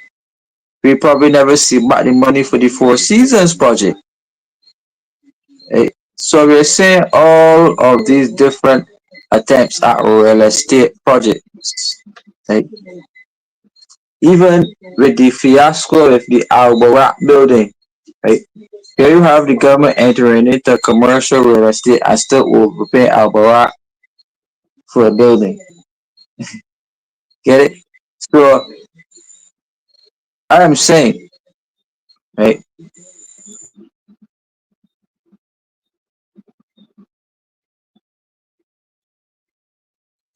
Right. So I am saying that all of these projects, Ramon, we end up, and I gotta repeat it again, we end up with no project, money gone, people still don't have the needs met. Right? So there needs to be some type of a political safeguard, right? And a political safeguard that the need of housing is met regardless of which administration is in. So we know that when a particular administration is in, that they will more than likely call up their supporters for houses should any become available, right? So you can't say it is one administration, not the next. But this is the problem that has occurred in Barbados on both sides, where the party in power will definitely, you know, award supporters with state resources, i.e., if your government in power try to get a house, right? And many people were assisted with houses. So realistically, right, Ramon, even this problem of housing, the government has monopolized it in the sense that it is very difficult to get a house unless the government chooses you to get a house. Right? So you just can't necessarily go and put your name on a list at national housing and hope that you get called, because I still know people whose name was on that list for 20 years, 30 years, 10 years, and still can't get called. But some people whose name was never even on the list, but they're friends with the minister, they get called up for a house. So you see, Ramon, there will always be challenges and bottlenecks as long as you have, um, you know, politicians with other agendas, HSC. But Kimar, you can imagine, right? With houses and so on, purchasing houses and so forth. You want this document, that document. The only thing to ask it is for some of your blood, right? And then you provide all the documents needed. You hype up this house. And you got the lady and you got two children there. You know, you live at your mother is, you don't have the most comfortable environment to live in. You know, and you're looking to get out of that particular place. You know, and you are hyped up, hopes high, and then this situation happened, and you are told that you can't get a house. You know, that is But how do you simply tell a constituent that the reason you cannot get a house is because the people you voted in did corruption and they carry all the money? you think. The people would think that you're joking, like he just don't want to help me or he just don't want to give me a house. But realistically, you ask me the question, how come I can't get a house? How come I can't get a house? The reason why you can't get a house is because the government and some associate did corruption and carry the money in simple layman terms. So that is the reason why all of the houses up at Pool in St. John are just there, rotting, nothing going on. That is why the houses, well, again, more like they told us that our houses were up at Colleton and St. John. We went over to Colleton and St. John, and not a house, not a brick, not even a bobcat or caterpillar cutting out the first piece of dirt of the earth. Nothing but But the the source of rock. Lancaster, source of Lancaster, whether Stop, stop. the owners would have given the keys to those houses. I'm Uh, not too sure. those are the ones that Lancaster. What? Those were tester hoses. Those were the display hoses that they set up so that when the camera came through, they would at least have something to put on CBC to play with the people's mind that they were actually finishing those houses. Like it was all put So on there were for props. display. Like, yes, for art, it was all put on for display and show, put on CBC. But when we did the investigation, none of the houses were ready. So I'm saying that after all of that money is gone, the house is still in the comatose state. Like we have the prime minister saying that there are two investigations going on Hope right now. An investigation led by the Auditor General and an investigation led by the chairman of a committee by an attorney or Scott to investigate Hope. I'm assuming But unbiased investigation. I'm hoping, right? right?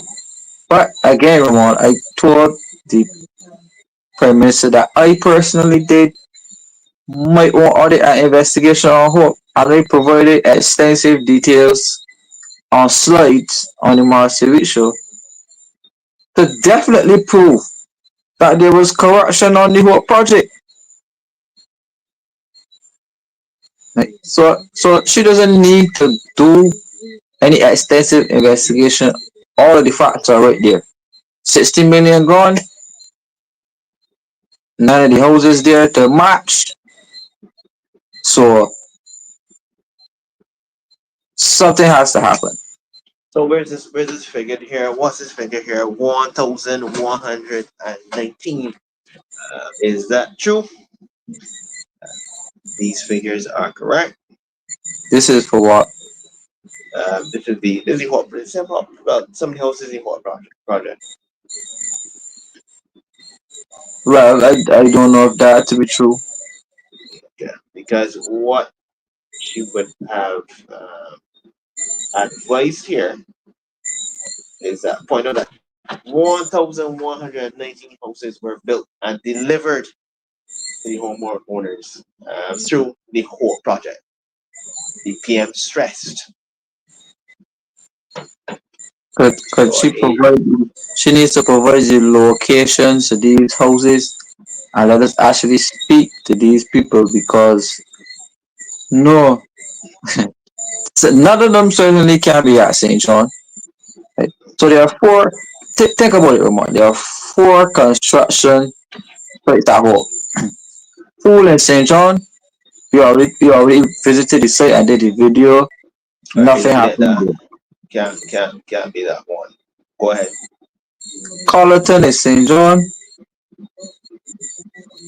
as I said, not even the dirt or the bobcat or the caterpillar that set to dig up the dirt or the backhoe.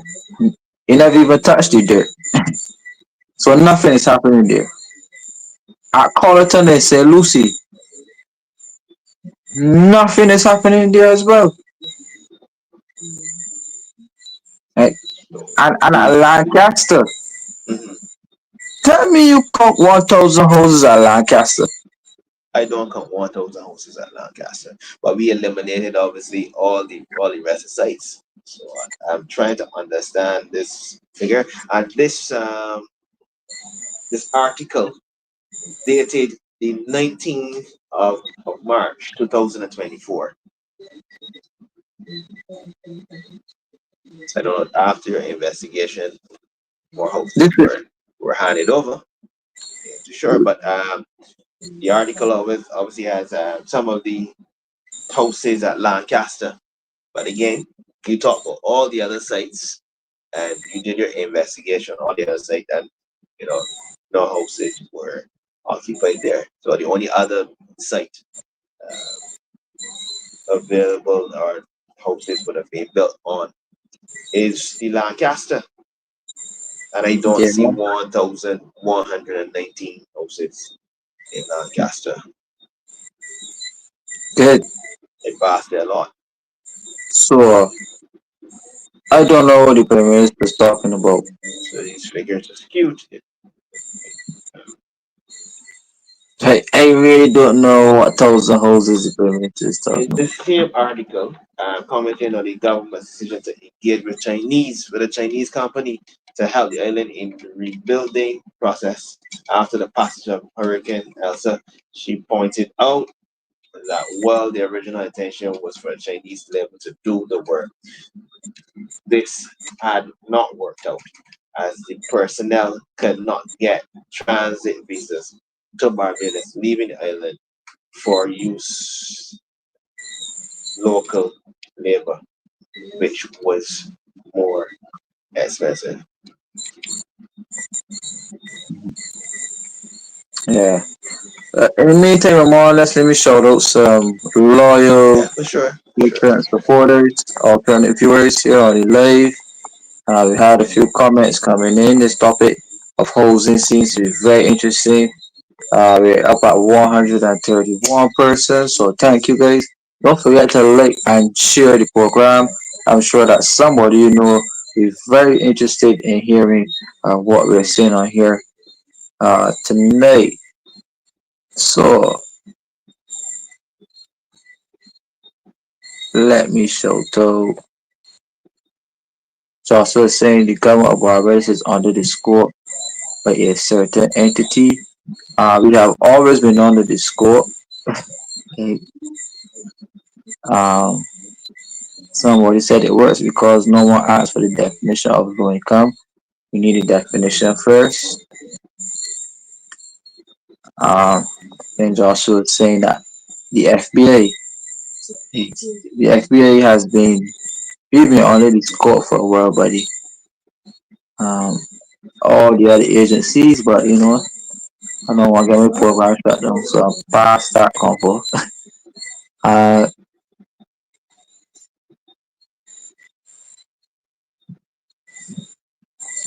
Pedro Gemma is saying that private public partnership is the new fascism, certainly not capitalism. Timika Harper is saying all these governments do is talk and throw numbers and then what? Not one thing happens. Um, Abdul Gandhi is saying stop them from having. Uh, Therefore, is saying the BLP call back the people for their money from housing. I know people who they call back for their legal fees that they paid so that the program was successful only when the DLP was seen because some gambling. Now this is a very interesting observation because this is very true. There was a program rolled out under the last from the Stuart administration which said that if you lived in your whole government housing unit for, I think it was approximately 20 years, that you could have been the owner of your unit if you don't pay X amount of money to hold it. So some persons went follow them on and paid over that money. And then with the change of government, they reversed that policy. So they had to pay back the people's their money. But it stopped many people from actually owning their own home. Hey, so that's called working backwards, Ramon. Uh, Dale is saying, Kemar, were you trying to be so modest? Talking about beer, just working for less than $50,000 a year. Most work for even less than $30,000 a year. That is so true, Dale. But as I said, I was being modest with the figure. But $30,000 a year. If you change that into US, approximately with an exchange rate of 2 to 1, that's 15,000 US a year. Come on. And there are people whose salary is that. Yeah, Right? There are people whose monthly salary in parts of America and other parts of it is 15. That so of course. so yes, still you are correct. Therefore, is saying Kemar government investigating themselves for corruption within government.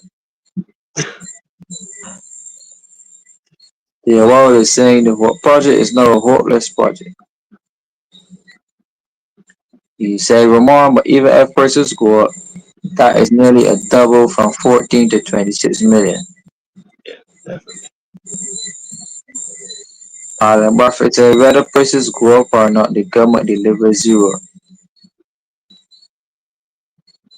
Square Four said Deal agree with you about the whole housing project in St. John, hopeless project.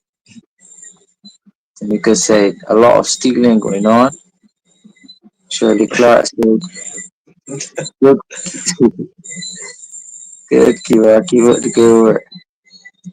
They all said Chinese steel housing projects having too much steel in there.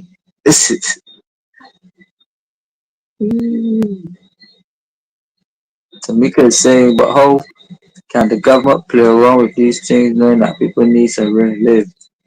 They don't care about the people, they're just saying they're helping. Remember the slogan, Tamika? I ain't pretending to be good at maths, not English. I just pretending to care about people. That is the slogan. So remember that. Daniel reminded us that just like the chairman of the Public Accounts Committee was blocked for investigating Hope, that is also true. The representatives on the Public Accounts Committee voted to block Hope from coming up as a topic of discussion. Um, Pedro said if it was in Montserrat, Ramon, someone would have been held accountable. Uh, Peter King said they will have to answer to some higher force at something for the way they squander, splurge, and pocket Barbados for money, and the poor people is suffering. Square Four said you say that the Auditor General doing an investigation on Chinese house projects. Yes, he is.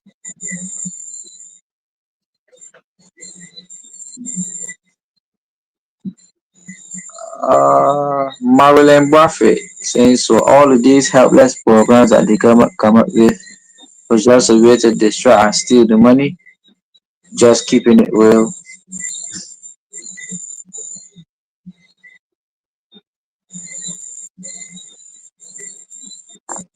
Michelle Scott said up until after National Housing Corporation was more operational, whereas persons have received a loan for land/housing repair.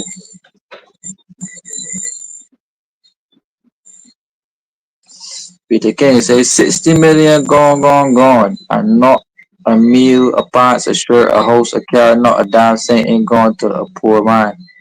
Woman, boy, or girl, or child. Jesus Christ, have mercy.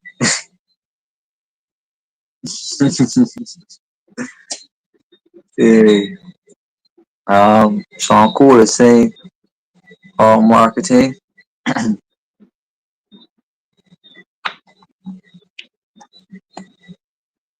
Yeah.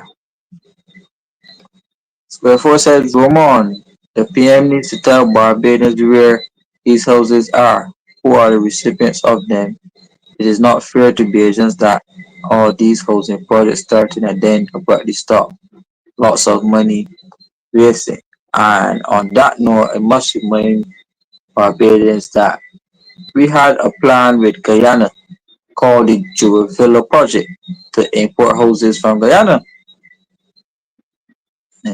So what really and truly is the update on the Juvilla Project? And I asked this question on my weeks ago, how come the president of Guyana did not take a tour of the Juvilla houses that were constructed in Barbados? So that we could have seen what the model looks like, if it's a suitable model for Barbados, if it could be expanded.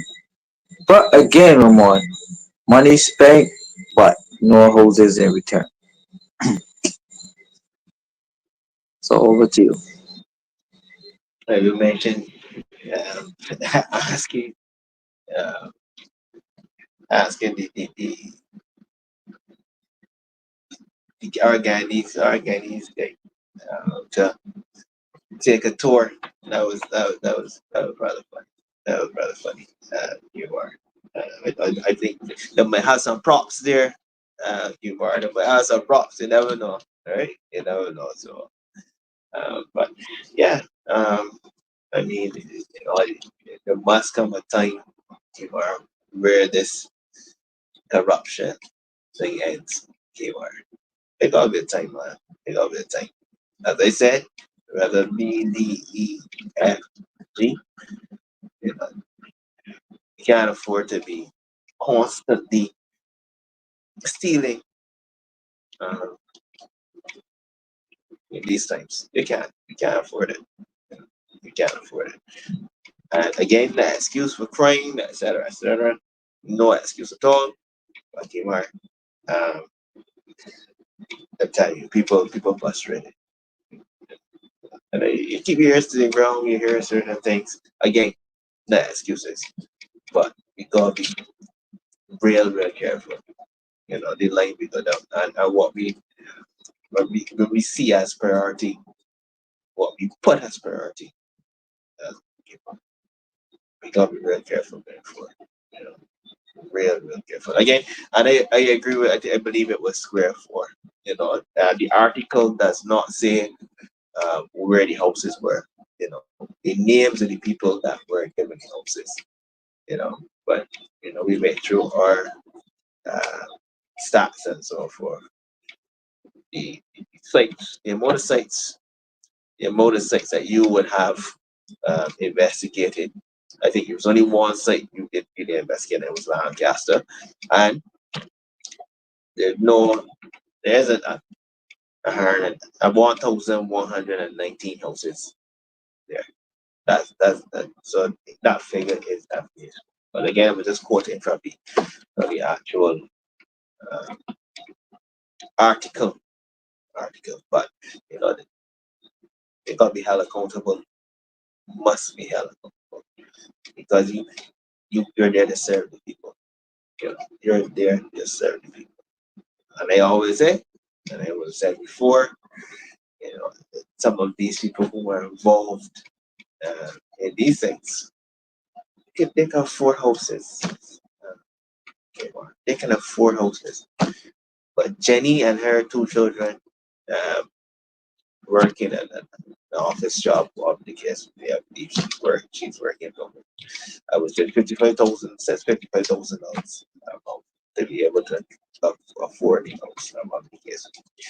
She's the person that would be put at a disadvantage. Kemar. Yes, these are the people that are alleged, or is alleged that they would have, you know, stolen or they were corrupt. They can afford houses. Kemar. Think of what houses. Come on, man. Have a heart.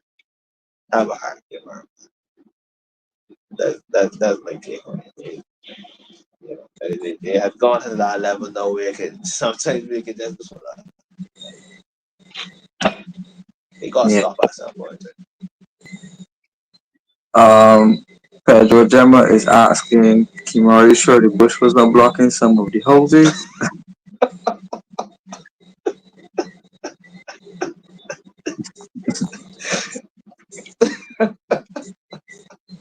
Yeah, well.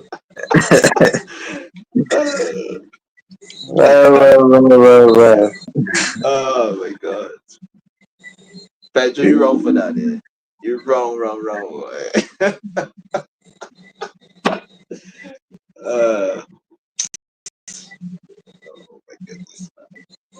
Well, But Kimar, in this particular, there's a particular article, obviously, that I read as well too, right? Um, you went through sort of the process in becoming, well, a much of a process based on the article that I read, becoming a real estate um, agent. You know, I saw you mention, the fees, and then you mentioned the disparity between the initial fees, which is signing up, and also renewal fees. And the renewal fees they're double, really and truly. Renewal fees, renewal fees. I don't know why.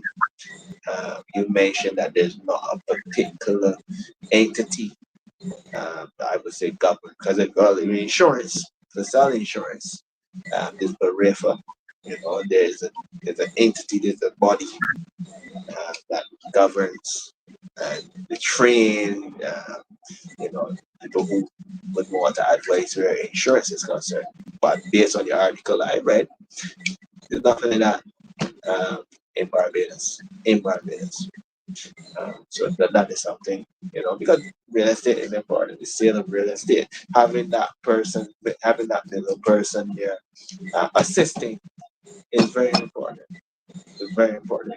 So I was just, as I said, I read through um, the article, and that is something that would have stood out. And they mean for important job like that, you gotta do better. You must do better. Um, yeah. Kmart. Yeah.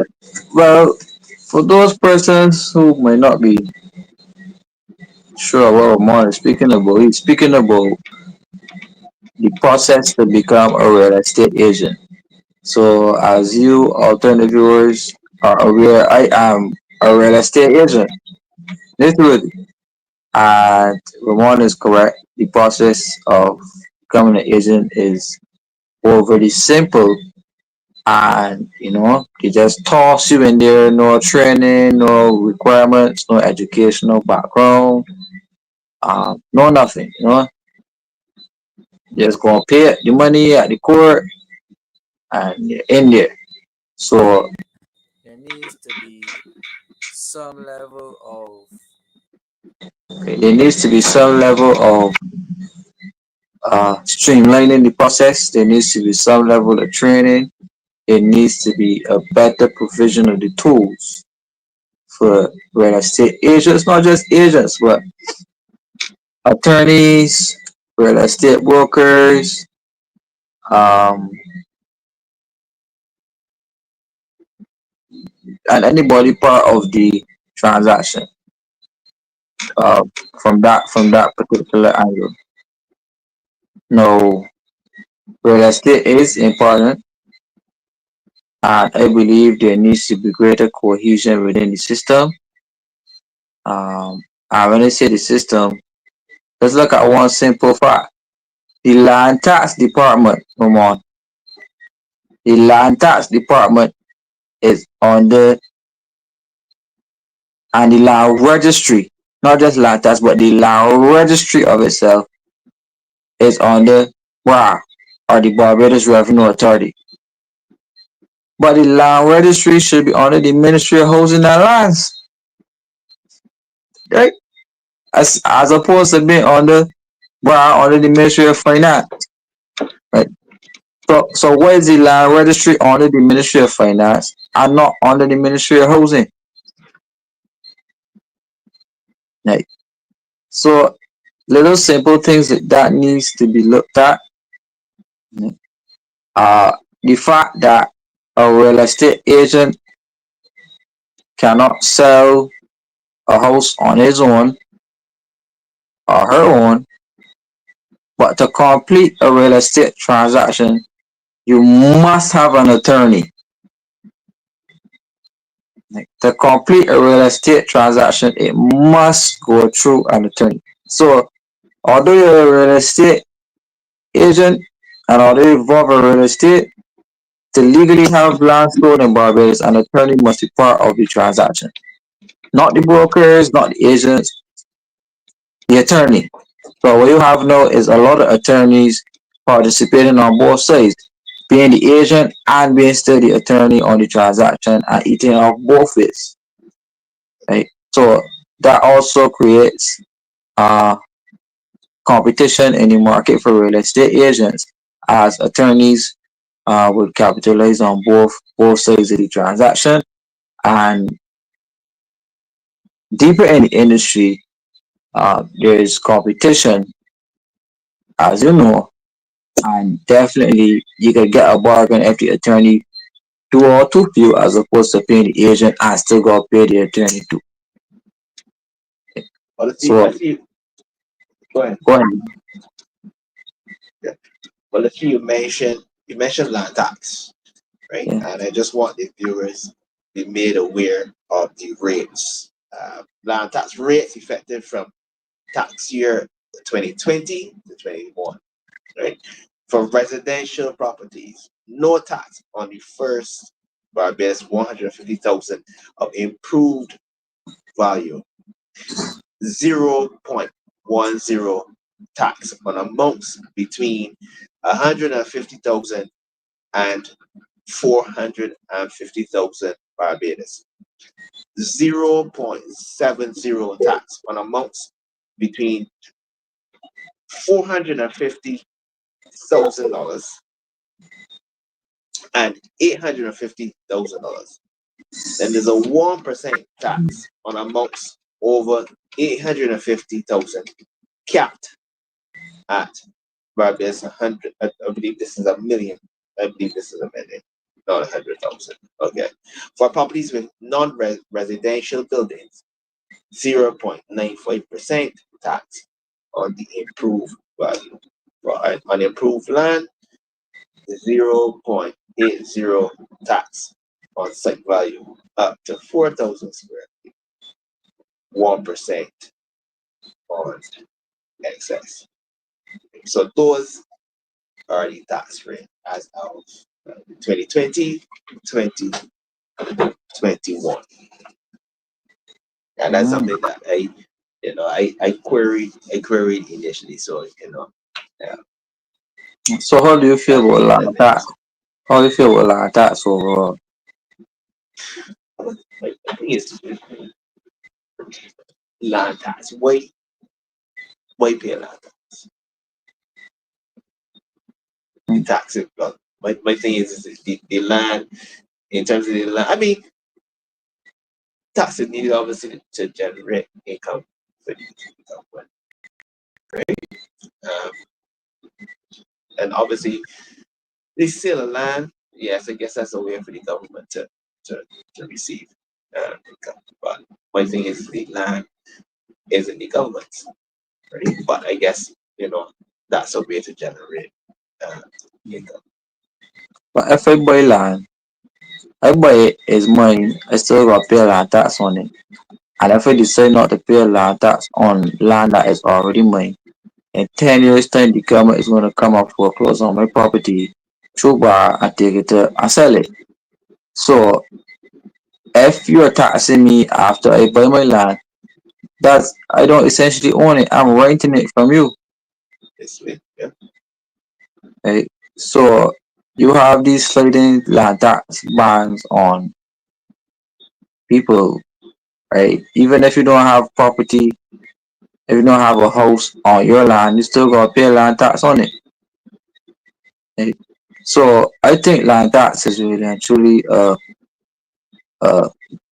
oppressive economic tool set to keep certain people within a specific economic bracket.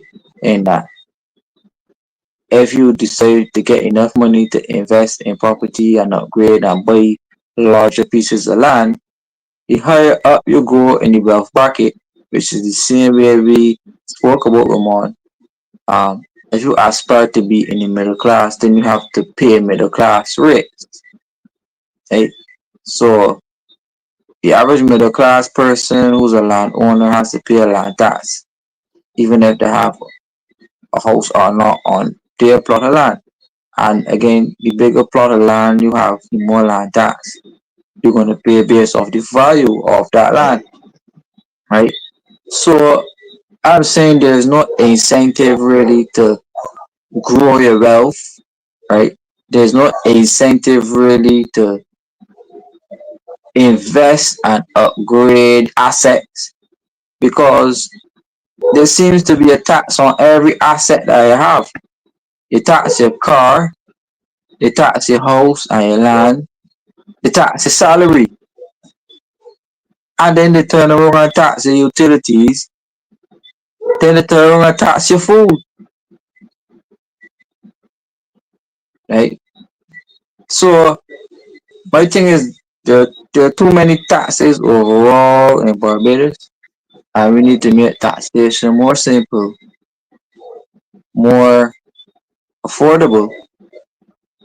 I think we should be looking at a lower tax regime and and lowering direct taxation on people, and even considering and even considering a move like St. Kitts, which would completely remove income tax. And we could start by removing income tax on people who earn right now it is below 25,000. I think that could be raised. I think that could be raised significantly high. And for those persons who could afford to be taxed, you should tax the ones who could afford to be taxed and give the ones who can't afford the tax the ease to allow for more equality in participation within economies. So the question they ask you now, Kemar, can we afford to do that underneath the IMF program that we're currently in? But if you remove income tax upfront, obviously you have to recoup the revenue from somewhere else. Right? So I would never support another increase in value-added tax because think about it. To become VAT registered in Barbados, you have to be earning over $200,000, which means that businesses that earn a specific high enough amount are the ones who do the tax collection in terms of VAT, and they're the ones who do not pay any VAT. We saw an administration coming into power writing off over $1 billion in VAT and income tax owed to the government that the private sector companies which help finance the government they were the benefactors of this $1 billion tax relief write off. Right? So on one hand, the government writing off income taxes and VAT and other things, but then on the other hand, they're running down people for water authority bills. They're running down young people for student loans. Right? They're running down people for not filing income tax. But they are giving the private sector $1 billion in write-off for VAT and income tax. So I'm not supportive of increasing VAT. In fact, I think VAT is one of the most regressive taxes that we have. And we should look to be restructuring VAT because businesses are allowed to keep VAT. Ramon. When you pay the VAT at the counter, they're allowed to keep that VAT up to a specific period of time. right? So then they use the VAT money to invest in their own businesses as long as they can meet the payment date that the government set. They're then allowed to use the taxpayers' money for their own purposes, right? So and then they don't pay it in. So when you go in the supermarket and you pay the VAT, some of these businesses ain't paying the VAT money to the government. So the businesses robbing the people, right? And the fact that some of these companies finance the government's campaign, the government refused to go after these companies that owe millions and millions of dollars of VAT and other taxes. So we should look at another means and ways of recouping the revenue, right? I got idea, but I don't want to say um on the thing right now. I will discuss it with you later, but I think yeah, that's my opinion. The question I got answered, would you think in our lifetime we will see a reduction in value added tax? It all depends. Yeah, I think so. I think so. It depends on the priorities of a government. A government for a strong focused government with strong leadership, with strong economic philosophy can produce a plan, an economic plan in Barbados with lower VAT rates. Let's look at it. Let's be fair. NSRL was a much better tax than value added tax because NSRL was a point of sale tax. To get your goods out to the port, you had to pay NSRL up front. Meanwhile, you could pay VAT later, right? Later. So NSRL was a much better tax than VAT. So I'm saying that if you completely remove VAT and work with NSRL, increase the NSRL to a certain rate, I'm sure that you will have way more revenue in the coffers as opposed to if you stick with VAT. There are countries in the world that do not have value added tax. And value added tax only came in the 90s in Barbados. Barbados existed before value added tax. Right? Come on, So, I really think that government they governments don't do enough to lower costs. Um, I really, really think so. And to the point where I don't know, it might be a conspiracy theory. You know, they want to keep people at a certain level, so there will be that huge power gap between obviously themselves and the people who they serve. Right? Might be a conspiracy theory, might be, but I don't think enough is done. Enough isn't done. I believe much more can be done. yeah, I agree with you, Ramon. But again, it takes leadership that is focused, leadership that is Palestinian nationalist in its agenda, um, a little bit more socialist in ideal, um, because anytime we create conditions where corporate taxation is significantly lower than personal income taxes, you know, you have a problem. If you look at what Fitch said in their last rating on Barbados, Fitch actually revealed that the Barbados economy, that personal income taxes actually drove increased revenue collection for the government.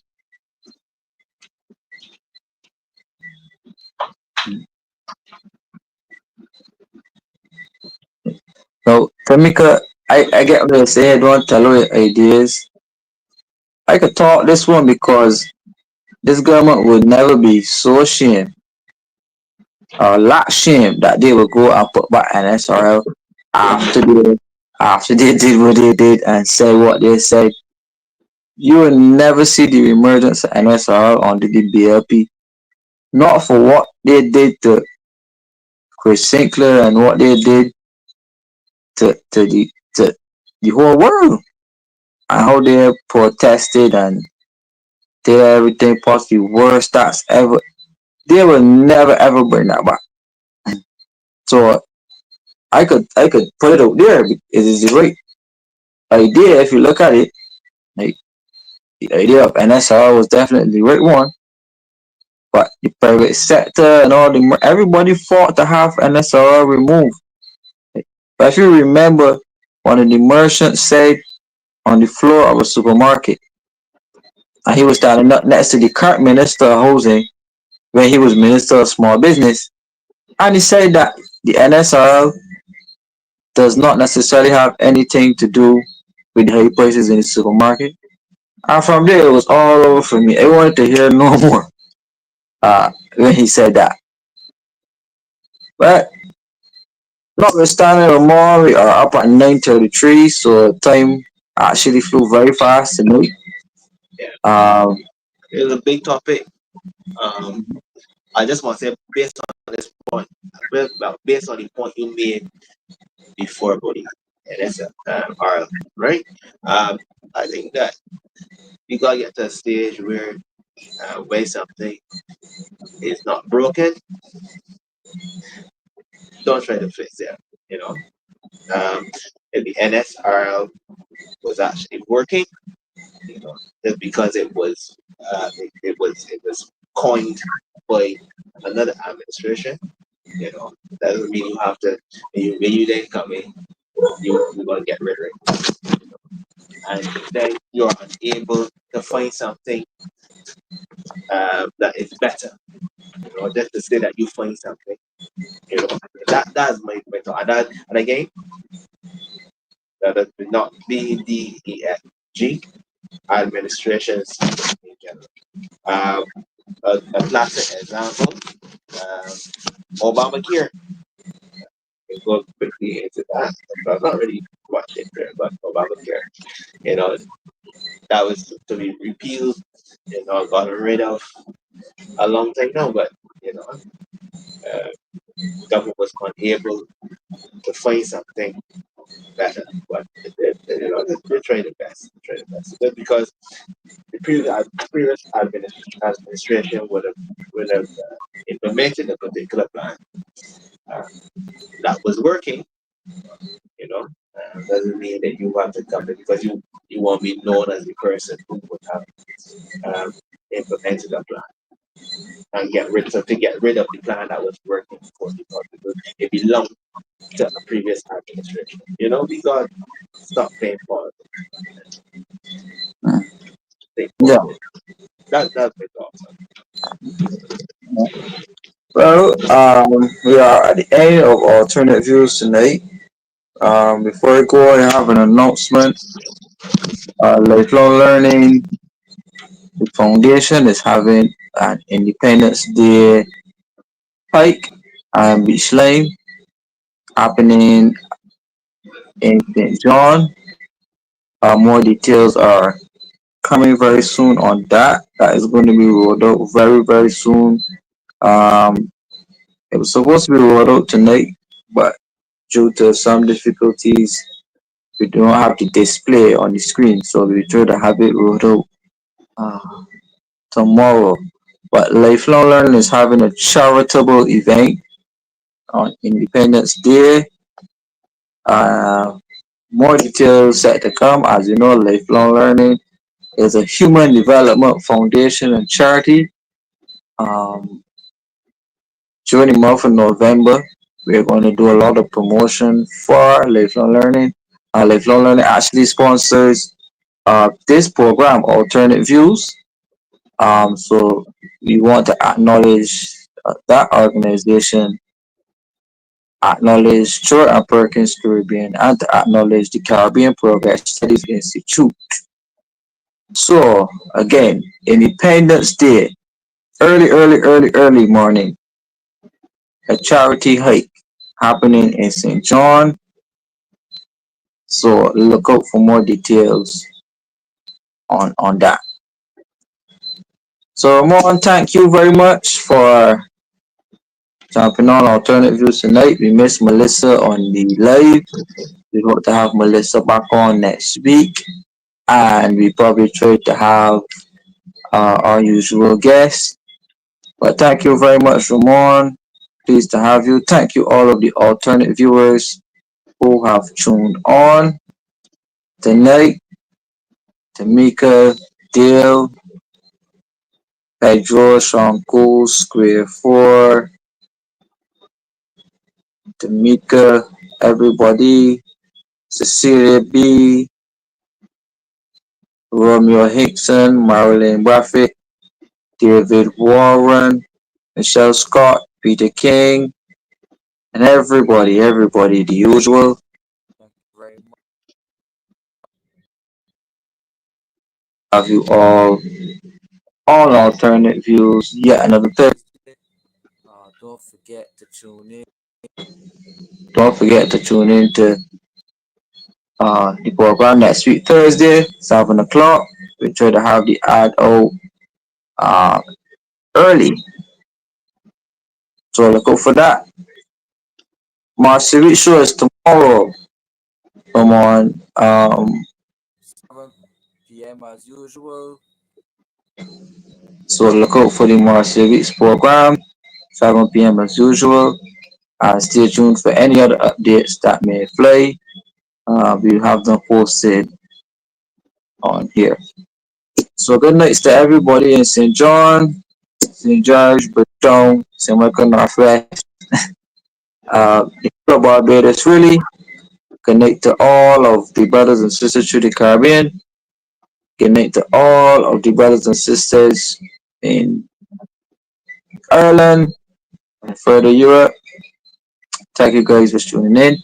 I didn't hear Sheepdog come on tonight, so we miss you, Sheepdog. Uh, we miss Nigel Franklin. We want to try to get Nigel um, back on alternate views again very soon, Ramon. So, anything you want to say quickly before we sign off, Ramon? As usual. Pleasure, as usual. And as usual, always a high level of engagement from the viewers. Just want to continue to encourage our viewers, keep coming through every single time. We learn lots and lots. There's a video addition. Continue to learn, and we continue to have views that are different from, from the crowd. Yeah. So we're always happy to be here. And without Yeah. you, we are nothing. So keep coming through all the time, Great. every single time. Thank you very much. Don't forget to, you know, like alternate views, share alternate views. Don't forget to log on online to get your copy of Alternate Views, the book. We have those available. Ramon, you said that we learn. This show is sponsored by Lifelong Learning, the organization, and that is what we all about. We are all lifelong learners. Ramon life, we don't start learning after school. Immediately after school, we learn every day. We're up to death. Uh, So, thank you very much for having me on tonight. Spending your Thursday nights with me. Kemar, Stuart. See you guys next week. Just so that I am not forgetting anything or anybody or any announcements. But if I do, please forgive me. Tomorrow is the 1st of November, so have a great November, everybody. We are actually very much coming closer to the best month of the year, which is December. So 30 more days to go until the best month of the year, December. So don't forget to like and subscribe and share to Alternative Views. Thank you guys very much. Tune in tomorrow to the weeks tomorrow night. Thank you very much, and I'll see you later. So, good night to you all, alternate viewers.